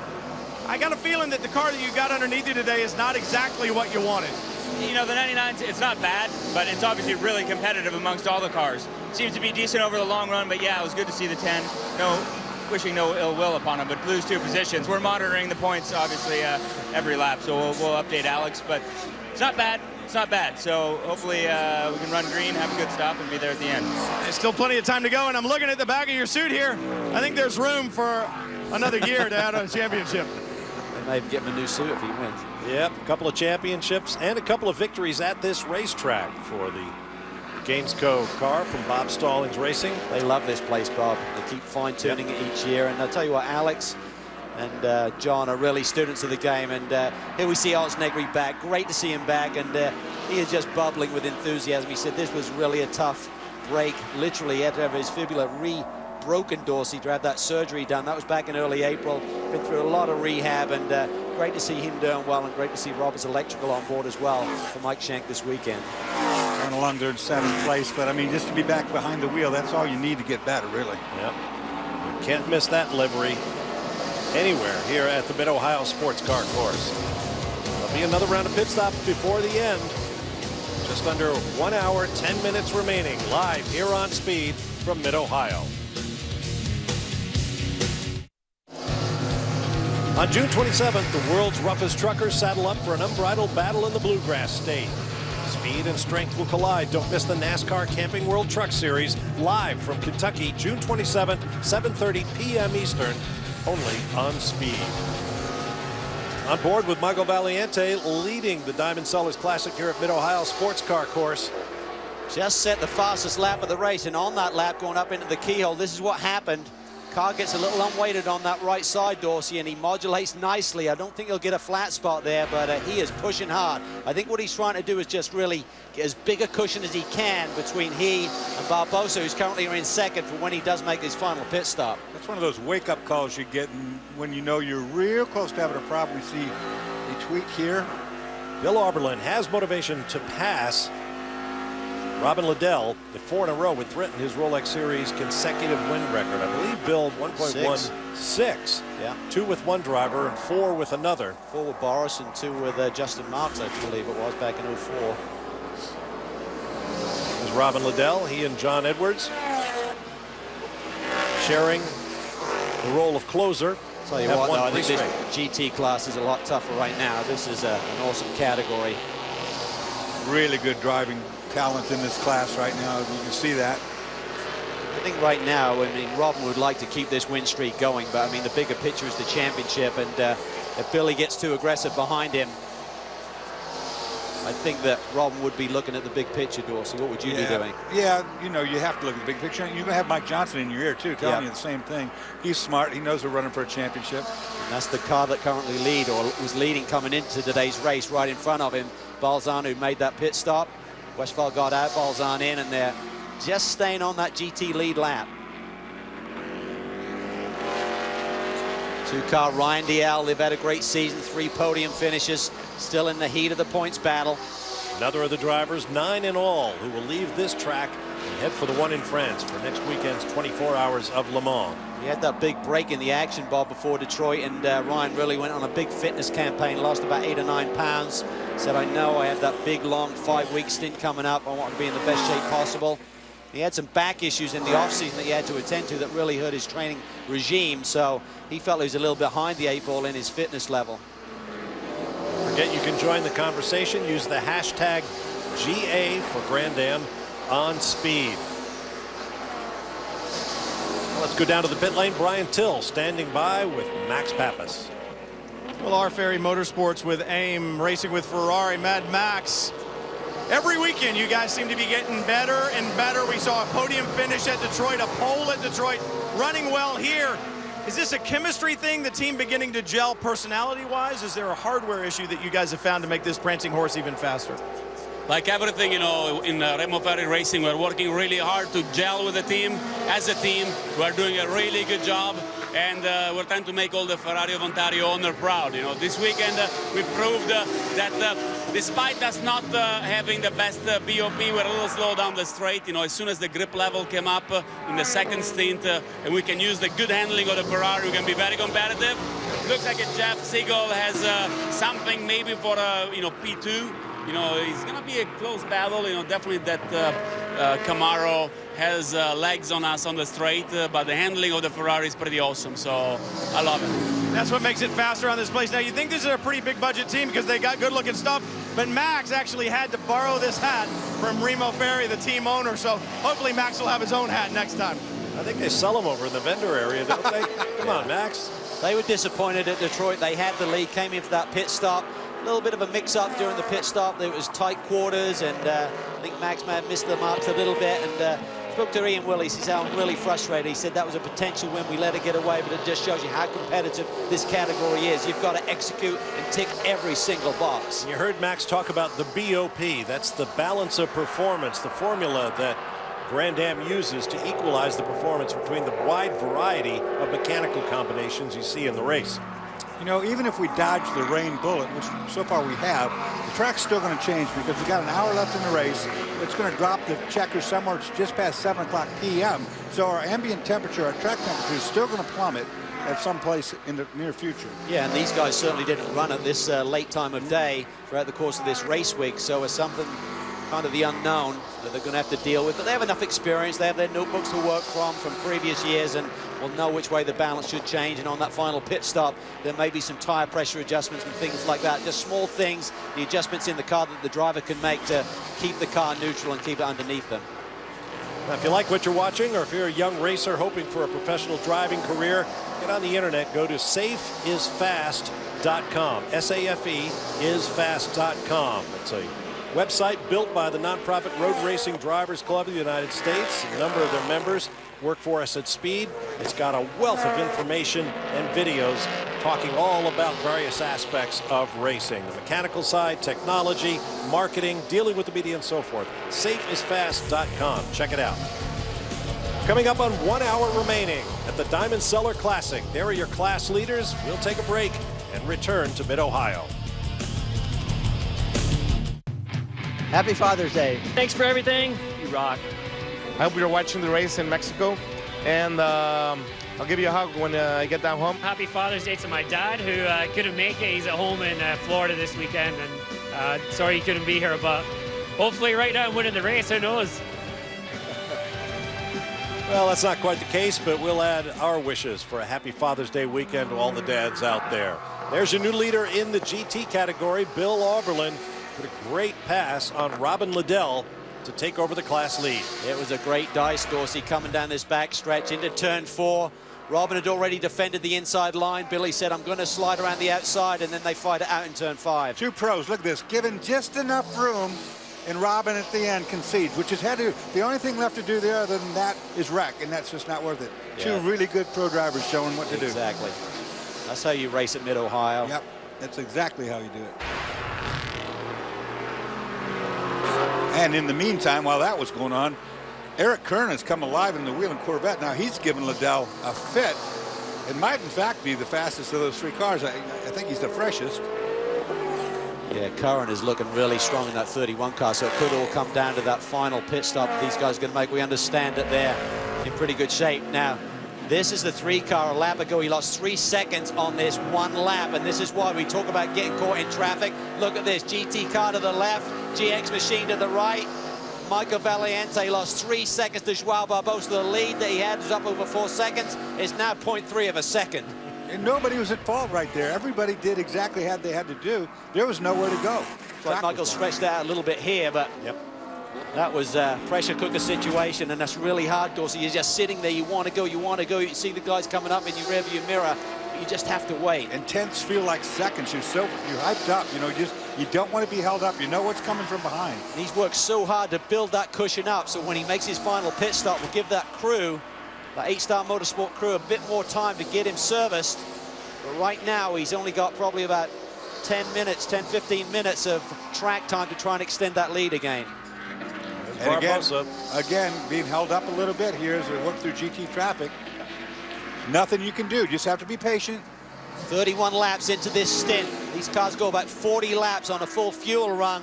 Here comes Barbosa. And Barbosa works the traffic so well. Good run. And he is right there. And that GT battle, by the way, is about to become a 4-car affair as Jeff Siegel hoves into view just 2.8 seconds behind the class leader in his Ferrari. Let's get to the pit lane and Justin Bell. Standing here with Bert Frizzell, who's obviously watching his brother out there. Got back the lap, on the lead lap again now, but I mean, you got hit earlier and you looked very beat off, as they say, when you got out of the car, but obviously things coming back your way now. Yeah, first, just happy Father's Day to my father. I can't wait to see you tomorrow. I love you. It was frustrating. I mean, basically, you know, we got to race tough in this series, but we want to race fair. And what the 2-car did wasn't fair. Ryan and this crew, you couldn't have a better group of guys and a better teammate. They hustled back. We got a lap back. He's now, I think, up to 7th, so we'll just keep digging. But I just want it to be called consistently, and right now I don't feel it is. Okay, well, as you can say, all he can do is keep the hammer down and hope the race comes your way. Great job, man. Thanks. Yeah, I think the 2-car may have dodged a bit of a bullet. There's a tough angle probably for the stewards. We've got EFR, who's the driver steward, making those calls and assisting with the calls with Paul Walter, our race director. And that was just a tough one, probably a 50-50 call. They said gave the benefit of the doubt to Alex Popov, but you can see the heat that Valiente's feeling right now from Joao Barbosa. Traffic again. Which way does he go? He's got Anthony Lazaro behind the wheel of that 69 car, dives to the inside. They both knew they were going to try that anyway. That's good news, because he's probably going to gain a second. No, Barbosa's right there. He gets through as well. That's a good drive by Anthony. So let the leaders race through. And we're seeing more raindrops on camera lenses and windshields. Yeah, a 2.5-mile track like this, it can be raining on one end and not on the other. So you really have to have heads up. Maybe spotters would be helpful. You know, you don't want to be caught off by rain up there in the keyhole, for instance, when it's dry right here. Action Express, you see their career, 4 wins over the years, including the big one, Daytona 24. And really a big reshuffle this year.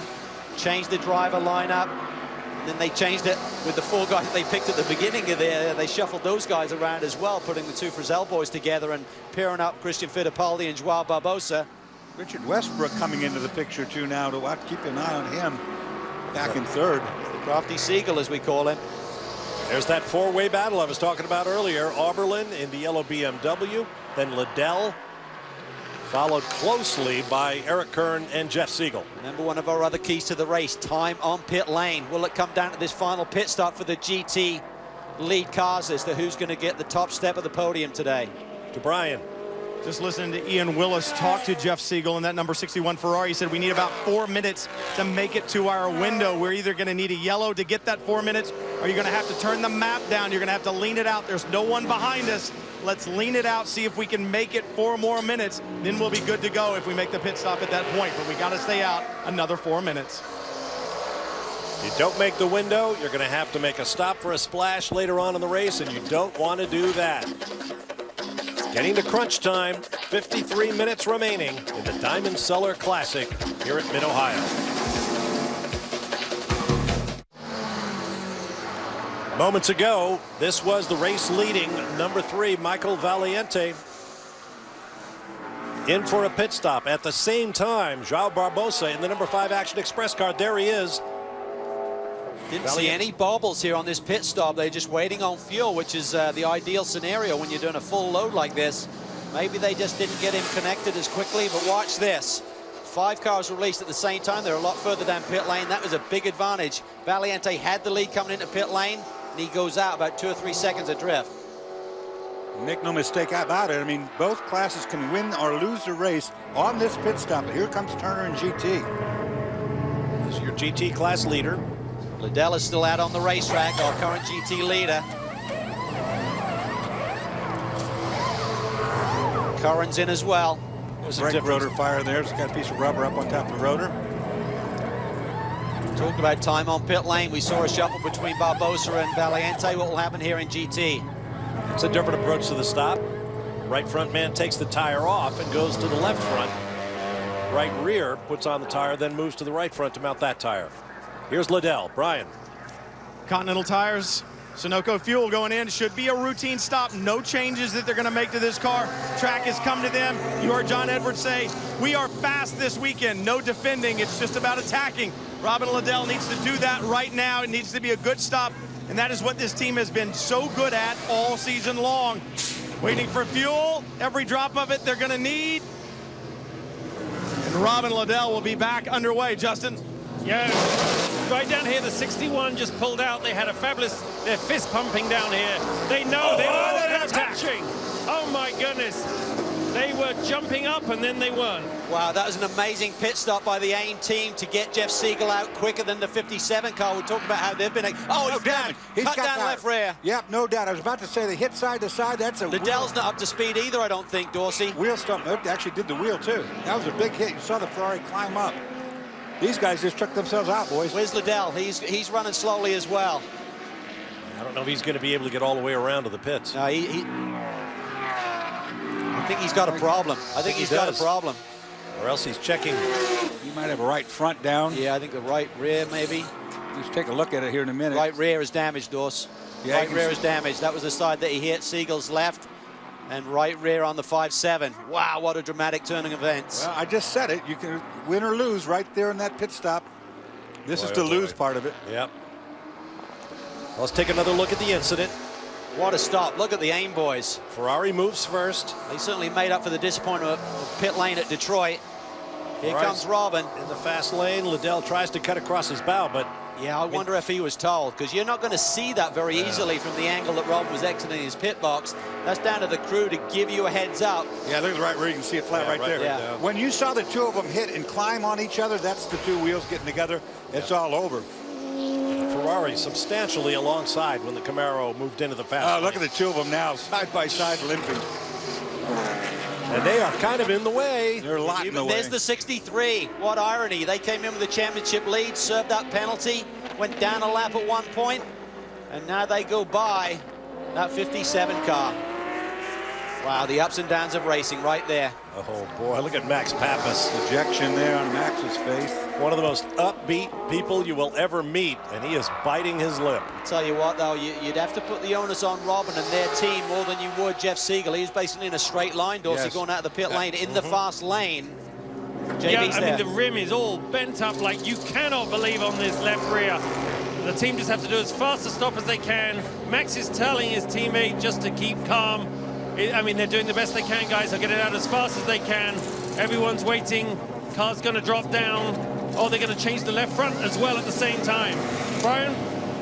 Damage to the right rear, the tire, the wheel, meant damage on the 57 Stevenson Camaro. Irony, you said it, Calvin. Remember the words of Mike Johnson earlier. The 63 has had a problem. We're not racing him right now. He's a lap down. We've got to think about the championship. And they may have just reset it with this incident at pit out with a car that really didn't matter. Yeah, I've got to feel that they must have seen something on that left front as well, Dorsey, at the last moment before they sent him, because otherwise they would have been working on that.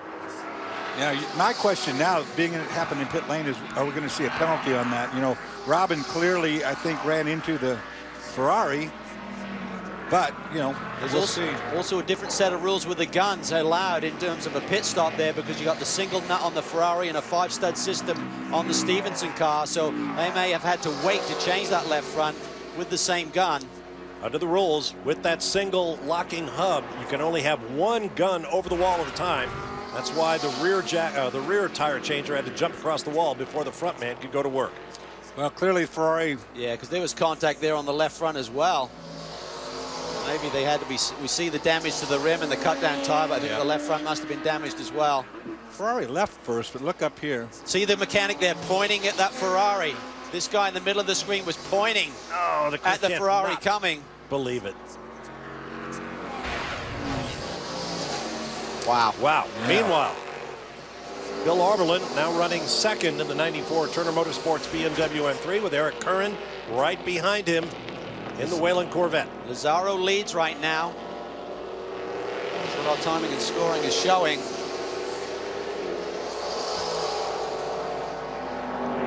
Now it rotates and it's Arberlin, yeah. Yep. So it's Arberlin, Curran, Lazzaro, then Andrew Davis. Oh, and it recycles again. Arberlin, Curran, Davis, Lazzaro, then Andy Lally in the Magnus Racing Porsche. Yeah, Lazzaro had the lead for a lap, but now he's pitted as well, and he's cycling back down the order. But what a great job by the team Whelen guys. I mean, we kind of beat up on them a little bit. They're not always the most efficient in terms of getting their pit stops done, but right now they've been on the mark today. Well, we just got the call. Robin Liddell gets a stop, hold, 60-second avoidable contact on pit lane. So the assessment of damage and of blame goes to the Stevenson Motorsport Camaro. That's a hard. And that's where that penalty really just killed you. That's a lap. That's a lap. That's another lap he's going to go down. And with 43 minutes left in the race, so much for 4 in a row. Talk about momentum coming in here with 3 consecutive victories, looking for 4, leading the race. And that one mistake on pit lane has totally changed the complexion of their day. Shows how hard they're trying on that pit stop, though. You know, the mechanics are doing all they can to get the car out front, and then the drivers have to leave and leave hard. And unfortunately, they pay a huge price. I'm sure he was hearing go, go, go, but you've also got to give him a heads up. And maybe they did. Maybe it was just down to Robin just not wanting to give up the whole of pit lane. Yeah, we don't know. It's tough to see when he comes out of the box at an angle like that. You can't really use your mirrors to see that Ferrari coming down. The crew is aware of it because you can see by their reaction. They were pointing at the Ferrari. Meanwhile, up front, there's the 61 of Siegel trying desperately to stay on the same lap as the GT class leader, Bill Arberlin, right behind. I don't think that's going to happen. He's got to get the Continental tires up to pressure and temperature as well. And you got Eric Curran pushing really hard from behind. They're both going to clear.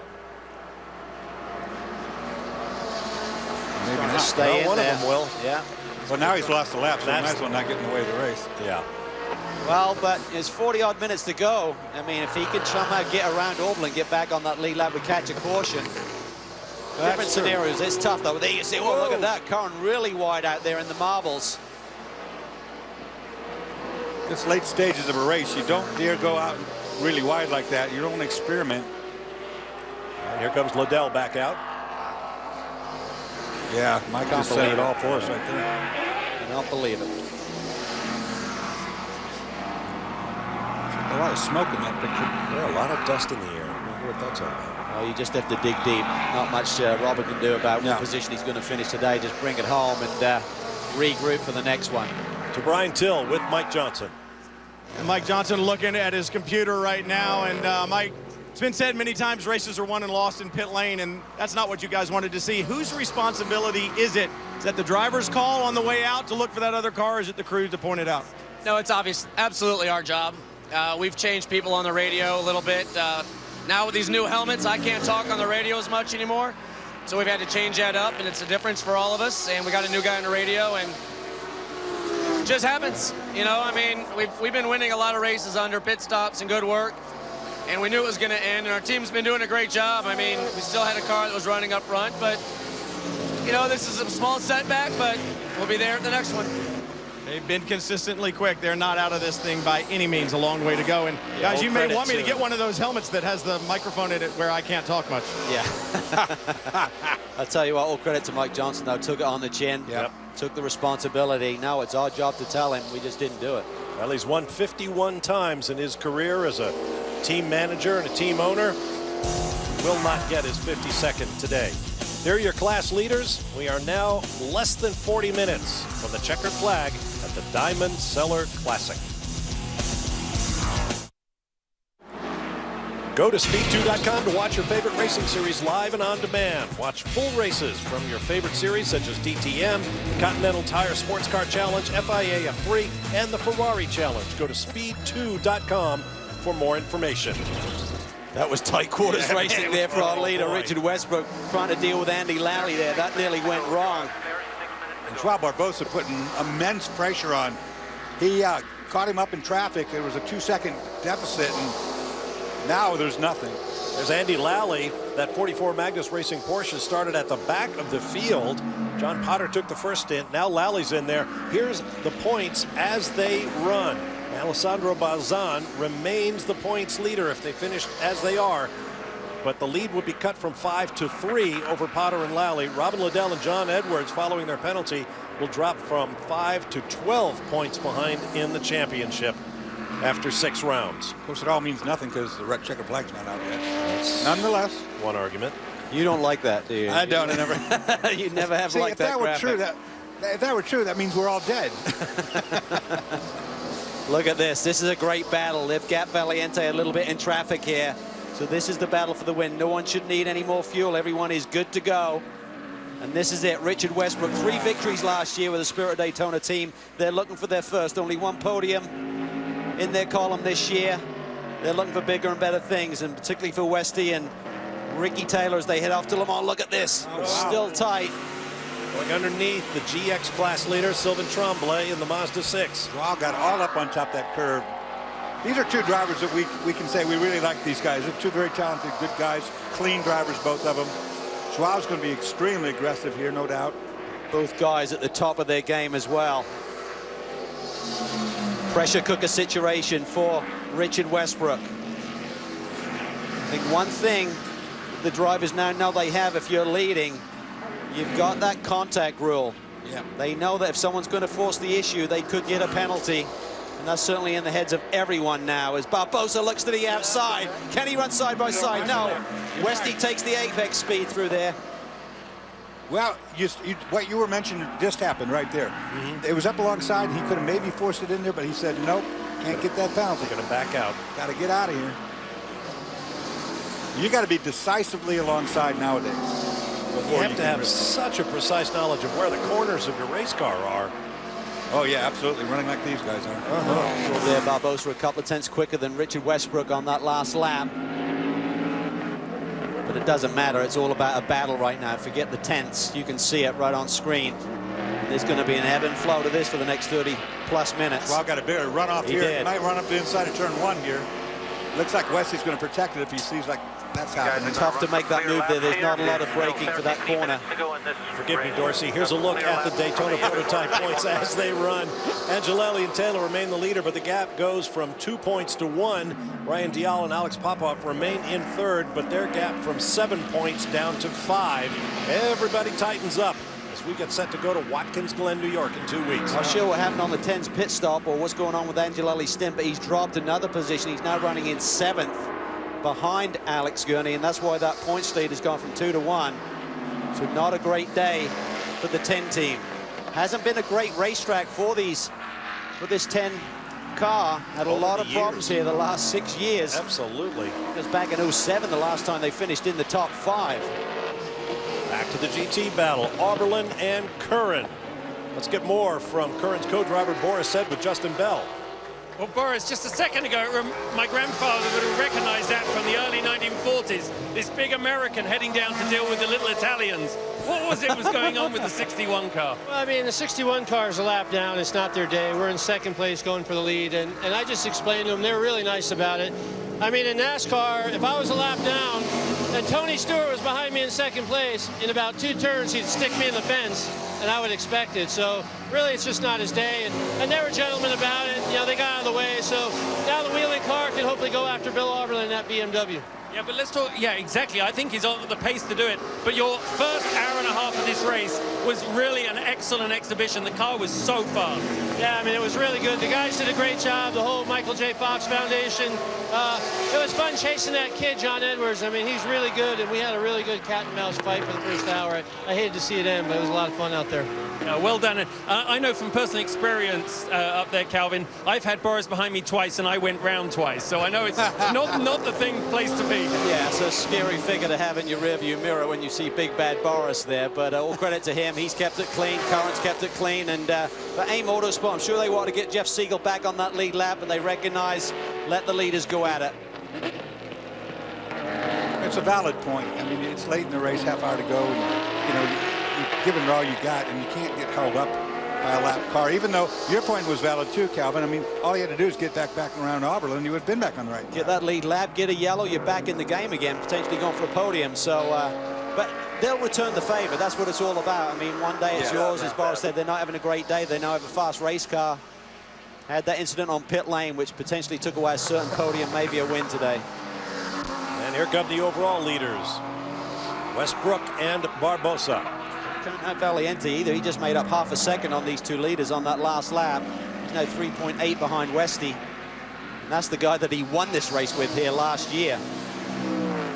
There's Ricky Taylor. His work is done. All he can do is sit there and chew his nails.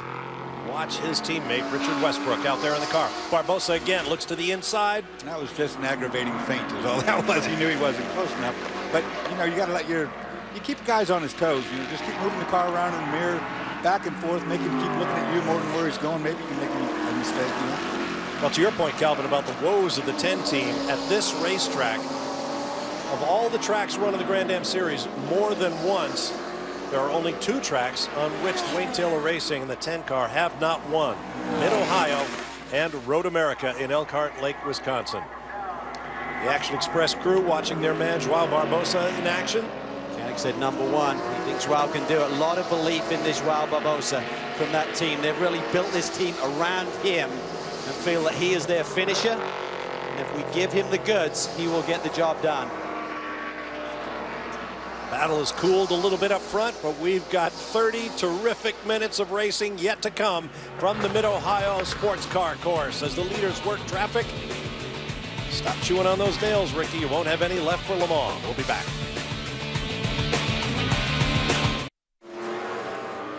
I said it would be an amazing half hour of racing at the end of the Diamond Cellar Classic. Moments ago, this was Richard Westbrook looking at the outside of the GT battle, and there's Joao Barbosa trying the inside, but Westbrook holds on. He fights back for now. Uses all of the curb there and dives across the racetrack, and then there's traffic up ahead. This is the GT leaders right in front of the DP leaders right now, heading to the keyhole. Curran moves over in the Wayland Corvette, trying to let the race leaders go by. Then Barbosa tries Westbrook again in the keyhole. Oh, they hit. They bumped definitely. Oh, he got tagged. And Curran gets into the back of Westbrook in all of that mess. Curran hit the right rear corner of Westbrook.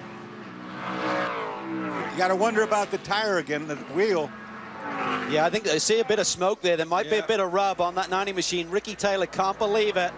We talked about being caught in traffic today.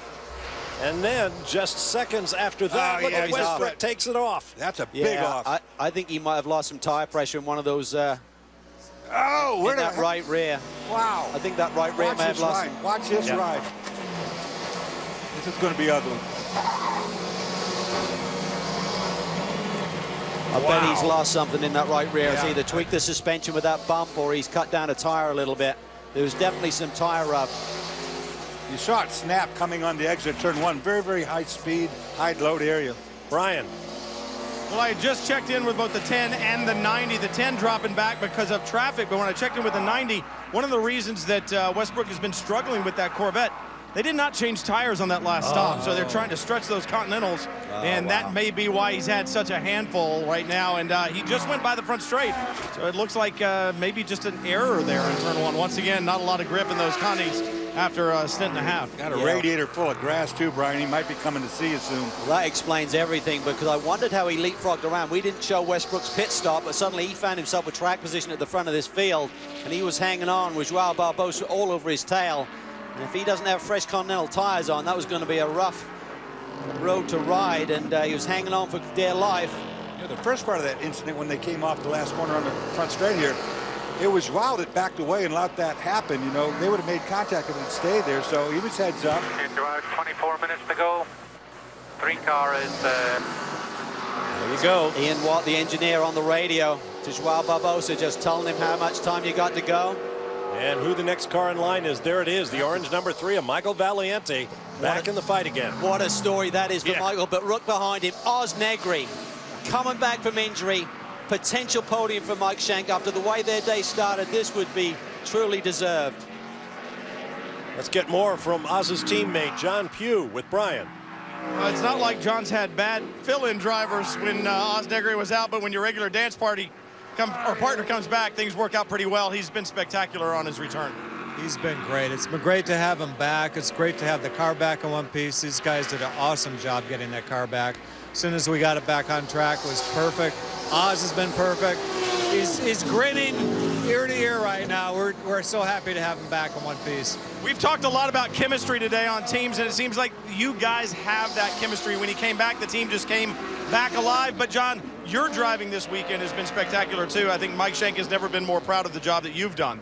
Yeah, well, thanks a lot. The team helped a lot. I mean, as I said, we rolled off the trailer with a really good car.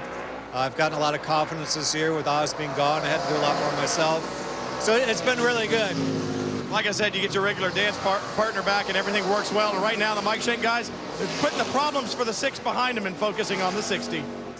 Well, talking with John Pugh, I believe he's the leader in the Jim Truman Award standings, a special award created for gentleman drivers, if you will, drivers who do not have a professional racing career. And he leads that standing. There's a similar award for the GT category, the Bob Aiken Award, named for 2 great racers. Call them Pro-Am drivers, but I'll tell you what, the job that John Pugh's been doing within a second of the pole the last couple of races, and that's outstanding stuff, doing a tremendous job, and that just sets up odds for the rest of the race. If you're not losing a lap or going, you know, down further in the field, that allows Oz Negri to do his job. I like what he said when he said, you know, with Oz gone, I had to take a lot on myself, and I've learned a lot from it. Well, that is exactly how you learn when you're put in a situation like that where you got to step up your game. Looks like it's getting pretty wet out there. It does. That corner looked really slippery wet. Remember, that's the one that had that epoxy go down. It has that weird look, as does the keyhole. Get a little sprinkle going on. Just the thing we need in the final 22 minutes of this race. Let's throw some rain in. Oh, Valiente doesn't need traffic because Oz Negri is coming. Here's some rain right here in that corner. Negri's going to be close to Valiente here, coming onto the front straightaway, I feel. And you know Oz is pumped up just to be back. It's the best feeling in the world, get back in that seat. There he is, and he said, I'll be working on adrenaline tomorrow. I said, would it not be better to do a stint at the beginning, let John get back in and finish it off? And JB was with me, and JB had a very valid point. No, because that's when you start to feel the pain again. Just stay out there, do the double. Now more on the fuel situation with Brian. Well, there's one thing that John Pugh didn't tell us, and as we turned off the camera and started to walk away, he said, oh, by the way, we need a yellow, because they don't think they're going to make it on fuel, guys. Yeah, they got 4 more laps on this run than the leaders do, so hate to see that podium taken away from them. Well, don't let the facts get in the way of a good story. And we've got a great story coming up now. 21 minutes remaining in round 6 of the Rolex Sports Car Series, the Diamond Cellar Classic from Mid-Ohio. Back live at the Mid-Ohio Sports Car Course with Calvin Fish, Dorsey Schrader, Brian Till, and Justin Bell. I'm Bob Varsha. This is round 6 of the Rolex Sports Car Series for 2013, the Diamond Cellar Classic. And it has been a classic. Been a fantastic race. They were looking at the battle for 6th position between our 2 championship leaders. Alex Gurney now behind the wheel of the Red Dragon. There's Max Angelelli running in 7th. Hasn't been the best racetrack for this team over the years, Dorsey, and starting from the pole, they thought they'd turned the tide, but here's their results for the last 5 years. Yeah, you look at that. The best finish of the bunch of them was in 8th back in 2009. So this would be a good finish if they stay where they are, but they have struggled at this track.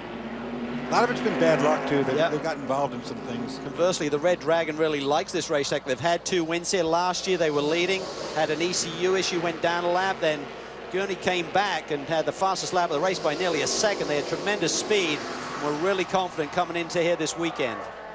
If you're just joining us and you don't see the 0-1 of the season-long championship leaders until the most recent round at Detroit. Scott Pruitt is still plugging away, but they are 21st in the overall, 11th in Daytona prototype, and 7 laps down after heavy contact.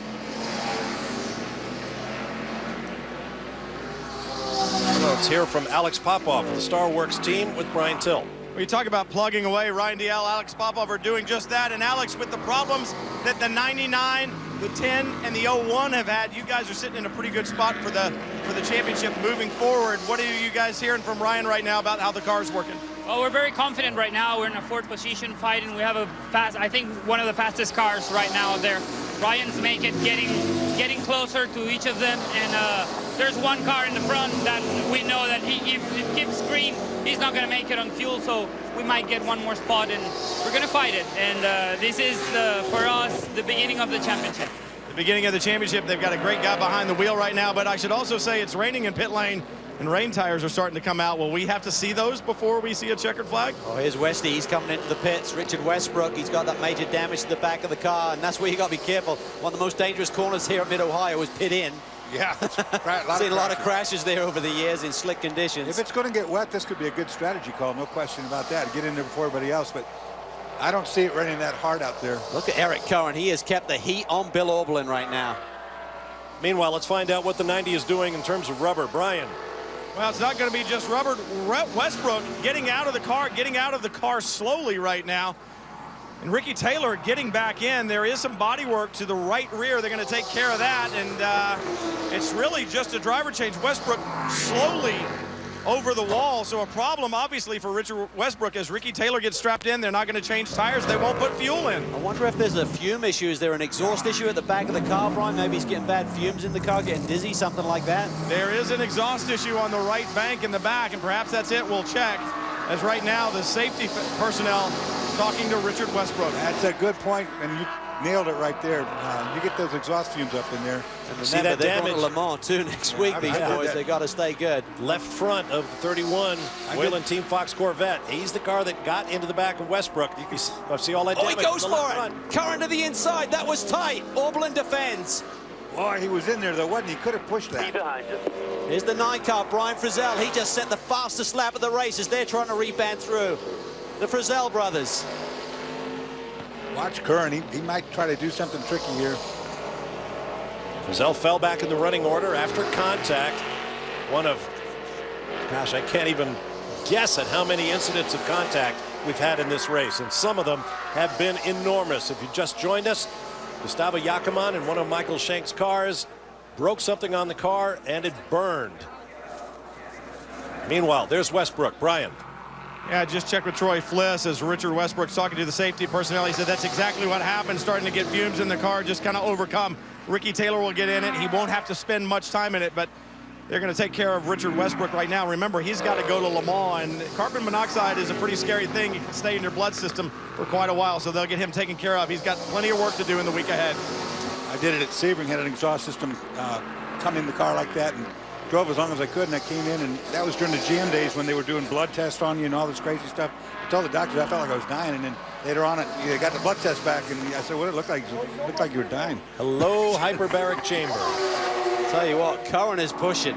He is pushing. He wants this victory here today. Yeah, he does. He is pushing Billy Oberlin big time. We're getting more rain out there, too. You can start to see it now. Tell you what, Andy Lally sits in 3rd spot in that Porsche, which is a great run for him. And I tell you what, you could see some argy-bargy between these two GT leaders before this day is done. Here's Brendan Hartley in one of the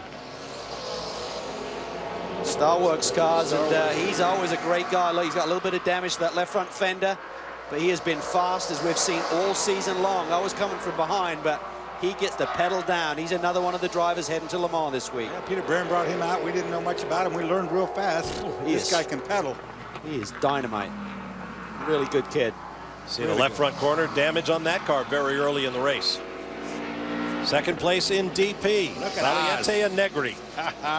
Wasn't the Oz thinking? They're saying that they're low on fuel, but he's still pushing hard. He's got the bit between his teeth. Yeah, he's been waiting for this. April 9th, he had the operation. It has been a long road to sit back and watch someone else drive his race car. And it's twice, like you said, Calvin. I mean, the first stint didn't take. They had to re-break the bone, start over again. Oh, it's horrible. I don't even want to think about that. He said when he went through his first appointment with the doctor after the surgery, they took the bandage off, and he just looked down, and he said, I literally thought that my foot was going to drop off. He said it was the ugliest thing I've ever seen. Will it ever be the same? And he just said, I have to really say I appreciate the support that my family and my wife have given me. It's been some tough days. Some beer scars. They have an enormous hospitality presence, does Michael Yes. Shank Racing, for their new sponsor, Roberts Electrical Construction, an Ohio company hooking up with an Ohio team to go Rolex sports car racing. Got your GT leader on the right, DP leader on the left, and they're both under heavy pressure. Remember, Oberlin and Dallalana took this BMW to victory lane last year. They're going for 2 in a row. We talked about Valiente going for 2 in a row, and Richard Westbrook as well, potentially, but maybe Oberlin's the man who's going to do it today. DP battle on the left is for second. Corrected there. Been a long stint for Valiente. Remember, Enzo Podolicchio got out really early in this race, and Michael's also pulling double duty here today. He finished off in the Continental Tire race this morning with a podium run. So 2.5 he's going to be hours tired. Here comes Curran. He got inside. He had a nose there for a minute. Now he's back in the draft. He's going to try to work it down. Billy Oberlin does not give up wins easy, though. Can he do it? It's going to have to be really late to get Deep inside on the there. brakes, and he slips a little bit. Curran's car may be working a little bit better in these slippery conditions. Doesn't take much. Just a little bump. Brilliant racing. Corvette does seem to have more grip. He can really push it in there, and the car's hanging on. He's got more direction change. He's going to try to the inside. Oh, he's got to run there. He has got to run. Ducks out of the slipstream, comes, no, he can't get alongside. Trying to force Billy to go too deep in here and go wide. He'll try to get underneath him again. Oberlin's digging deep, using every ounce of experience that he's got here to try and hang on to this win. There's where you can loosen them up, all right. Look how close they are. They almost touch. Buddy, 10 minutes to go. That's knowing where the end of your race car is right there. I mean, that's on the money. Teddy Marsh on the radio to Eric Curran saying 10 minutes to go. Paul Dallalana looking on his team car. They're getting ready to fly off to Le Mans tonight. Less than 10 minutes to go. Oberlin and Curran. Up top, Barbosa and Valiente. Boy, the Corvette's able to really run a tight liner on that bottom. Yeah, He's still got a lot of grip in the tires. He does. He's got a better handling car right now, so Billy's just trying to position that BMW and make it hard work for him. Well, he's doing that, no doubt. Meanwhile, in the GX class, Sylvain Tremblay has things all his own way. 24-second lead in that Mazda 6 Sky Active diesel. Looking for the 3rd win for Mazda's effort in the GX class. Pompelli runs second along with his teammate Jim Norman, who will maintain the lead in the championship with another podium run here today. But look at this battle, Dors. Look at Curran. Touch to the inside. Oh, he tighten his hands and get on the power. Loosens him up. Yep. Running that tight radius, he had, back end just broke free. Now you see what's in his mind. He's going to try to the inside. He's going to try to be real tight. He can do it right down in here. But the more he does that, Calvin, the more wear he puts on his tires, too. I mean, he's putting a lot more heat in them. He only needs them for another 8 minutes and 45 seconds. He said, we have had the potential this year. We just had a few little mistakes on the racetrack and in the pit lane. He said, our time is coming. Maybe today is the day. So we've got one more break before we take you to the checkered flag here at the Mid-Ohio Sports Car Course. Less than 8.5 minutes to go. 2 battles raging in Daytona Prototype and GT at the Diamond Cellar Classic. Will Turner looking on from Turner Motorsports. Back live at the Mid-Ohio Sports Car Course, coming up on 5.5 minutes remaining in the Diamond Cellars Classic, round 6 of the Rolex Sports Car Series for 2013. With Calvin Fish, Dorsey Schrader, Justin Bell, and Brian Till. I'm Bob Varsha. Great battle here. Second place in Daytona Prototype. Michael Valiente now being chased down by Ryan Dial in that white number 2 STARWORKS Ford Riley. Yeah, during the break, Oz Negre did need to come to pit lane, which is a real shame for the locally based Mike Shank Racing organization, so it's going to take them off the podium. But Dial has got the hammer down. He's had 3 podiums this year. He is starting to put the pressure on Michael Valiente for that runner-up spot. Barbosa, you can see him a couple of seconds down the road. And they just cleared first and second place in GT. You see that right behind. Right now, Bill Oberlin with much more advantage over Eric Kern than he had just a couple laps before this. A little bit further back, Alex Gurney in the 99 with Max Angelelli in the 10 right on his gearbox. Negri had a big enough gap to make that splash of fuel stop and stay ahead of these guys. So Negri runs 4th. Gurney, Angelelli, then Brian Frizzell on a comeback charge in 7th with some really good lap times. About a 12-second gap from Negri in 4th to Gurney in 5th. 3 leaders are good for fuel. Michael Valiente has had a long day. Can he withstand the pressure? Here's the GT battle. Kern trying to make up the ground they lost in traffic. It was no one's Oh, he fault. got a bit wrong there. Caught the curb. About 4 laps to go at a guess right now.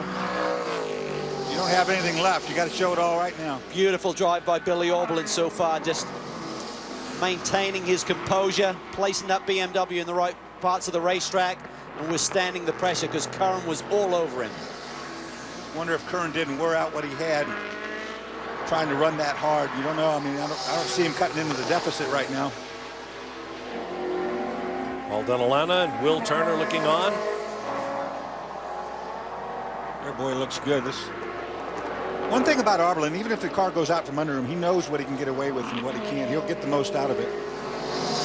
Here's Barbosa. He's cleared some traffic. Valiente and DL now have to deal with it. Valiente, they're right on the inside trying to split those cars. It's Christian Fittipaldi who started the number 5 and gave it over to João Barbosa. Okay, the 3 cars 2 seconds back. The first win of the year, potentially, for the Action Express team. Valiente digging deep. He is chasing down Barbosa. It's just 2 seconds right now. He can see him.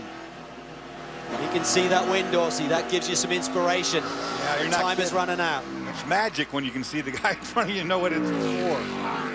He's feeling the heat from behind, so that gives you a little extra boost. You got to dig deep. Couple of minutes to go in the race. We're going to award our Royal Purple Outperformer of the race to that man in the 94 Turner Motorsports BMW. This was his pass for the lead on Robin Liddell, and he has held it since then. Here he is defending in a huge battle with Eric Curran in the Corvette.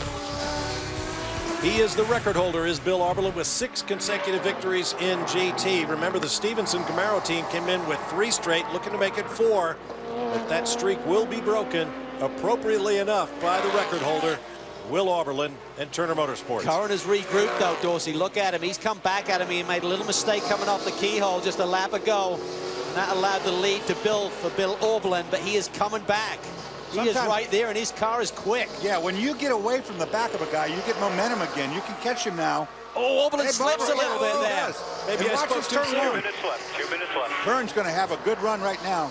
He is going to feel the pressure from Eric Curran. I think Curran's car is better. I do too. Oberlin, when he asked for a little bit more grip, it wasn't there. The car gave up on him. Can he defend from Curran here into the brake zone? Or down in the end of the straightaway for that. Curran's there, he's on the inside. He's turned him. He's turned him. Oh, he went. Oh, boy. Now, what do you call that one? I mean, they were hard racing, no question about it. That's tough. I mean, he went to the inside there, and Billy tried to play fair. That's such a hard angle. Our camera angle is so tough to see exactly what happened. Oh, Dalalana can't believe it. Looking at the images. Bill's okay, but now it's down to the penalty or not is what really makes the difference. See what the stewards have to say about it. So it will not be a victory for Turner Motorsports, at least not yet. There's your race leader. Should see the white flag this lap. It's like the sun starting to break through a little bit down over the carousel. Don't see any traffic immediately in front of it. Will it be clear sailing? Let's take a look here. Up into the keyhole, Dorsey. Watch Curran. His car's been working really well. He tucks it to the inside there. Got up on the curb, and that pushed the front end out. Definitely gets in the quarter panel. Yeah, he does. He No does. doubt. Billy didn't really change his line. You know, the curb is what call. did it. You know, when he got up in there, the curb is pretty steep as you go down that hill, and it pushes you off the curb, which pushes you right in the side of the car. A lot of pressure on the stewards to make a quick call on this because we're on the final lap. Right. They could give Curran a time penalty if they determine it is a penalty indeed, but That's a tough one. EFR's going to earn his money today in terms of calling that one. He said, I don't think I can go on the other side of the racetrack when I'm done with today. Everybody's going to be aiming for me. Here are leaders, Valiente. Here comes Dial. Dial's coming. And we've heard from the stewards it will be a time penalty for Eric Curran and Boris Sett in the number 31 Corvette. So they'll take the pit lane delta plus 60 seconds and assess that to the ending. It's going to put him wherever. It's going to put him well back, and it's going to put Lally up to the second spot. I believe Oberlin stayed on track in front of Andy Lally, so looks like Dallalana and Oberlin will repeat. But meanwhile, checkered flag awaits for Joao Barbosa and Christian Fittipaldi, winners at Mid-Ohio, first victory of the year for Action Express. Great job, guys. their cars were fast here today, and Barbosa drove a brilliant race. When the door was cracked there up into the keyhole, he jammed it in. A little bit of argy-bargy with Westy. Westy will not be pleased about it. Here comes Curran. He's thinking he's got the win. I wonder if he's got the radio communication yet. Well, we'll see. He will take the checkered flag. Well, what a shame. I mean, he had driven such a good race, such a hard race. Let's look for Oberlin. There he is. Yeah, Oberlin's still in front of Lally, I believe. So with that time penalty, I believe that will give the win to Billy Oberlin, but we'll have to wait for the official. You would think so, though, for Well, sure. earlier this year at Circuit of the Americas in Austin, Texas, there was a lot of late race contact between Billy Oberlin and Andy Lally in the Magnus Racing Porsche. At the end of that race, Oberlin said, I know Andy's mad at me, but it was time to go win the race, and he did. Well, they're adding a minute and 24 to Eric Curran. That would be the 24-second delta, the 60-second penalty, and it takes him totally out of the top 5, unfortunately, for Eric Curran. That's tough. It was such a great race. I mean, I hate to see it. It was just, Eric did turn him. He can't get away from the facts. Eric did turn Billy around for the lead. Look at this, here comes Billy. And there's the crew. They know that they have the win. Well, this story may be just beginning. Hopefully we'll have a happy ending. We'll find out when we come back. After an amazing day at the Mid-Ohio Sports Car Course, here's a look at our Daytona Prototype point standings with 6 races in the books. Jordan Taylor and Max Angelelli remain the points leaders, but now by just 1 over the Gainesco boys, Gurney and Fogarty, and 2 points over Ryan Dial and Alex Popoff with the STARWORKS team. Down to Brian Till. Oh, Joao Barbosa just now climbing out of his car. Christian Fittipaldi sitting here as well to congratulate him. And Joao, I guess I should say wow, because that last 15 minutes or so was absolutely spectacular. One of the best battles we've seen in a while. I mean, what a great race. First, I have to say hi to my wife. She's in Portugal watching the race with the kids. I told her I was going to bring her a cup, so a trophy is the best one, the first place. Really proud. I mean, what an unbelievable job from AXR. Pit stop was awesome. I mean, really intense racing like usual in Grand Am. Really proud. The Corvette drove awesome today, and Christian did an amazing job initially. And we brought it home, and this is where it should be. We've been fast all year. We just didn't have the results, and now they're starting to show up. Yeah, they changed driver pairing back at Detroit. It's really paying big dividends. Congratulations on the win, guys. Congratulations indeed. Here's a look at the GT points after 6 rounds. Andy Lally and John Potter moved to the points lead for the first time over Alessandro Balzan, Robin Liddell, and John Edwards, now 11 points back to Justin Bell. Hey, so Bill, I mean, you've won a lot of races, and that isn't really the way you always like to win one, but it was a fantastic push all the way through to the end. Oh, that was hard. That was hard. That second set of Continental tires, I think I burned them up a little early, and I didn't leave myself much left at the end. I mean, Paul did an amazing stint in the beginning. I mean, left in 5th, we came out in 2nd, we drove to the lead, and we were there until the end, and Eric had to hit me. Hey, look, the guy's a great guy. He's a nice guy. That's not normal, but it's still disappointing to see it. Well, a great victory for the team. Brian? Eric Curran down here is looking for some water.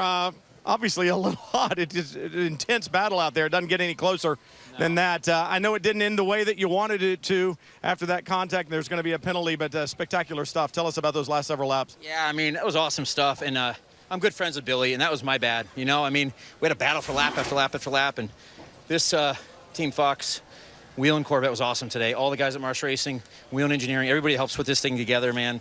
we're getting better and better and better. We're getting there, and I didn't want it to end that way. We had a fast car, and I think we potentially could have won it, but I tried to get inside him a number of times, as you probably saw on TV, and it just wasn't enough. He had a little more motor than me, and I couldn't quite get a run on him, and my bad for getting into him, but this Wheeling Corvette was awesome today, and just got to thank all the guys, Marsh Racing, and everybody puts this together.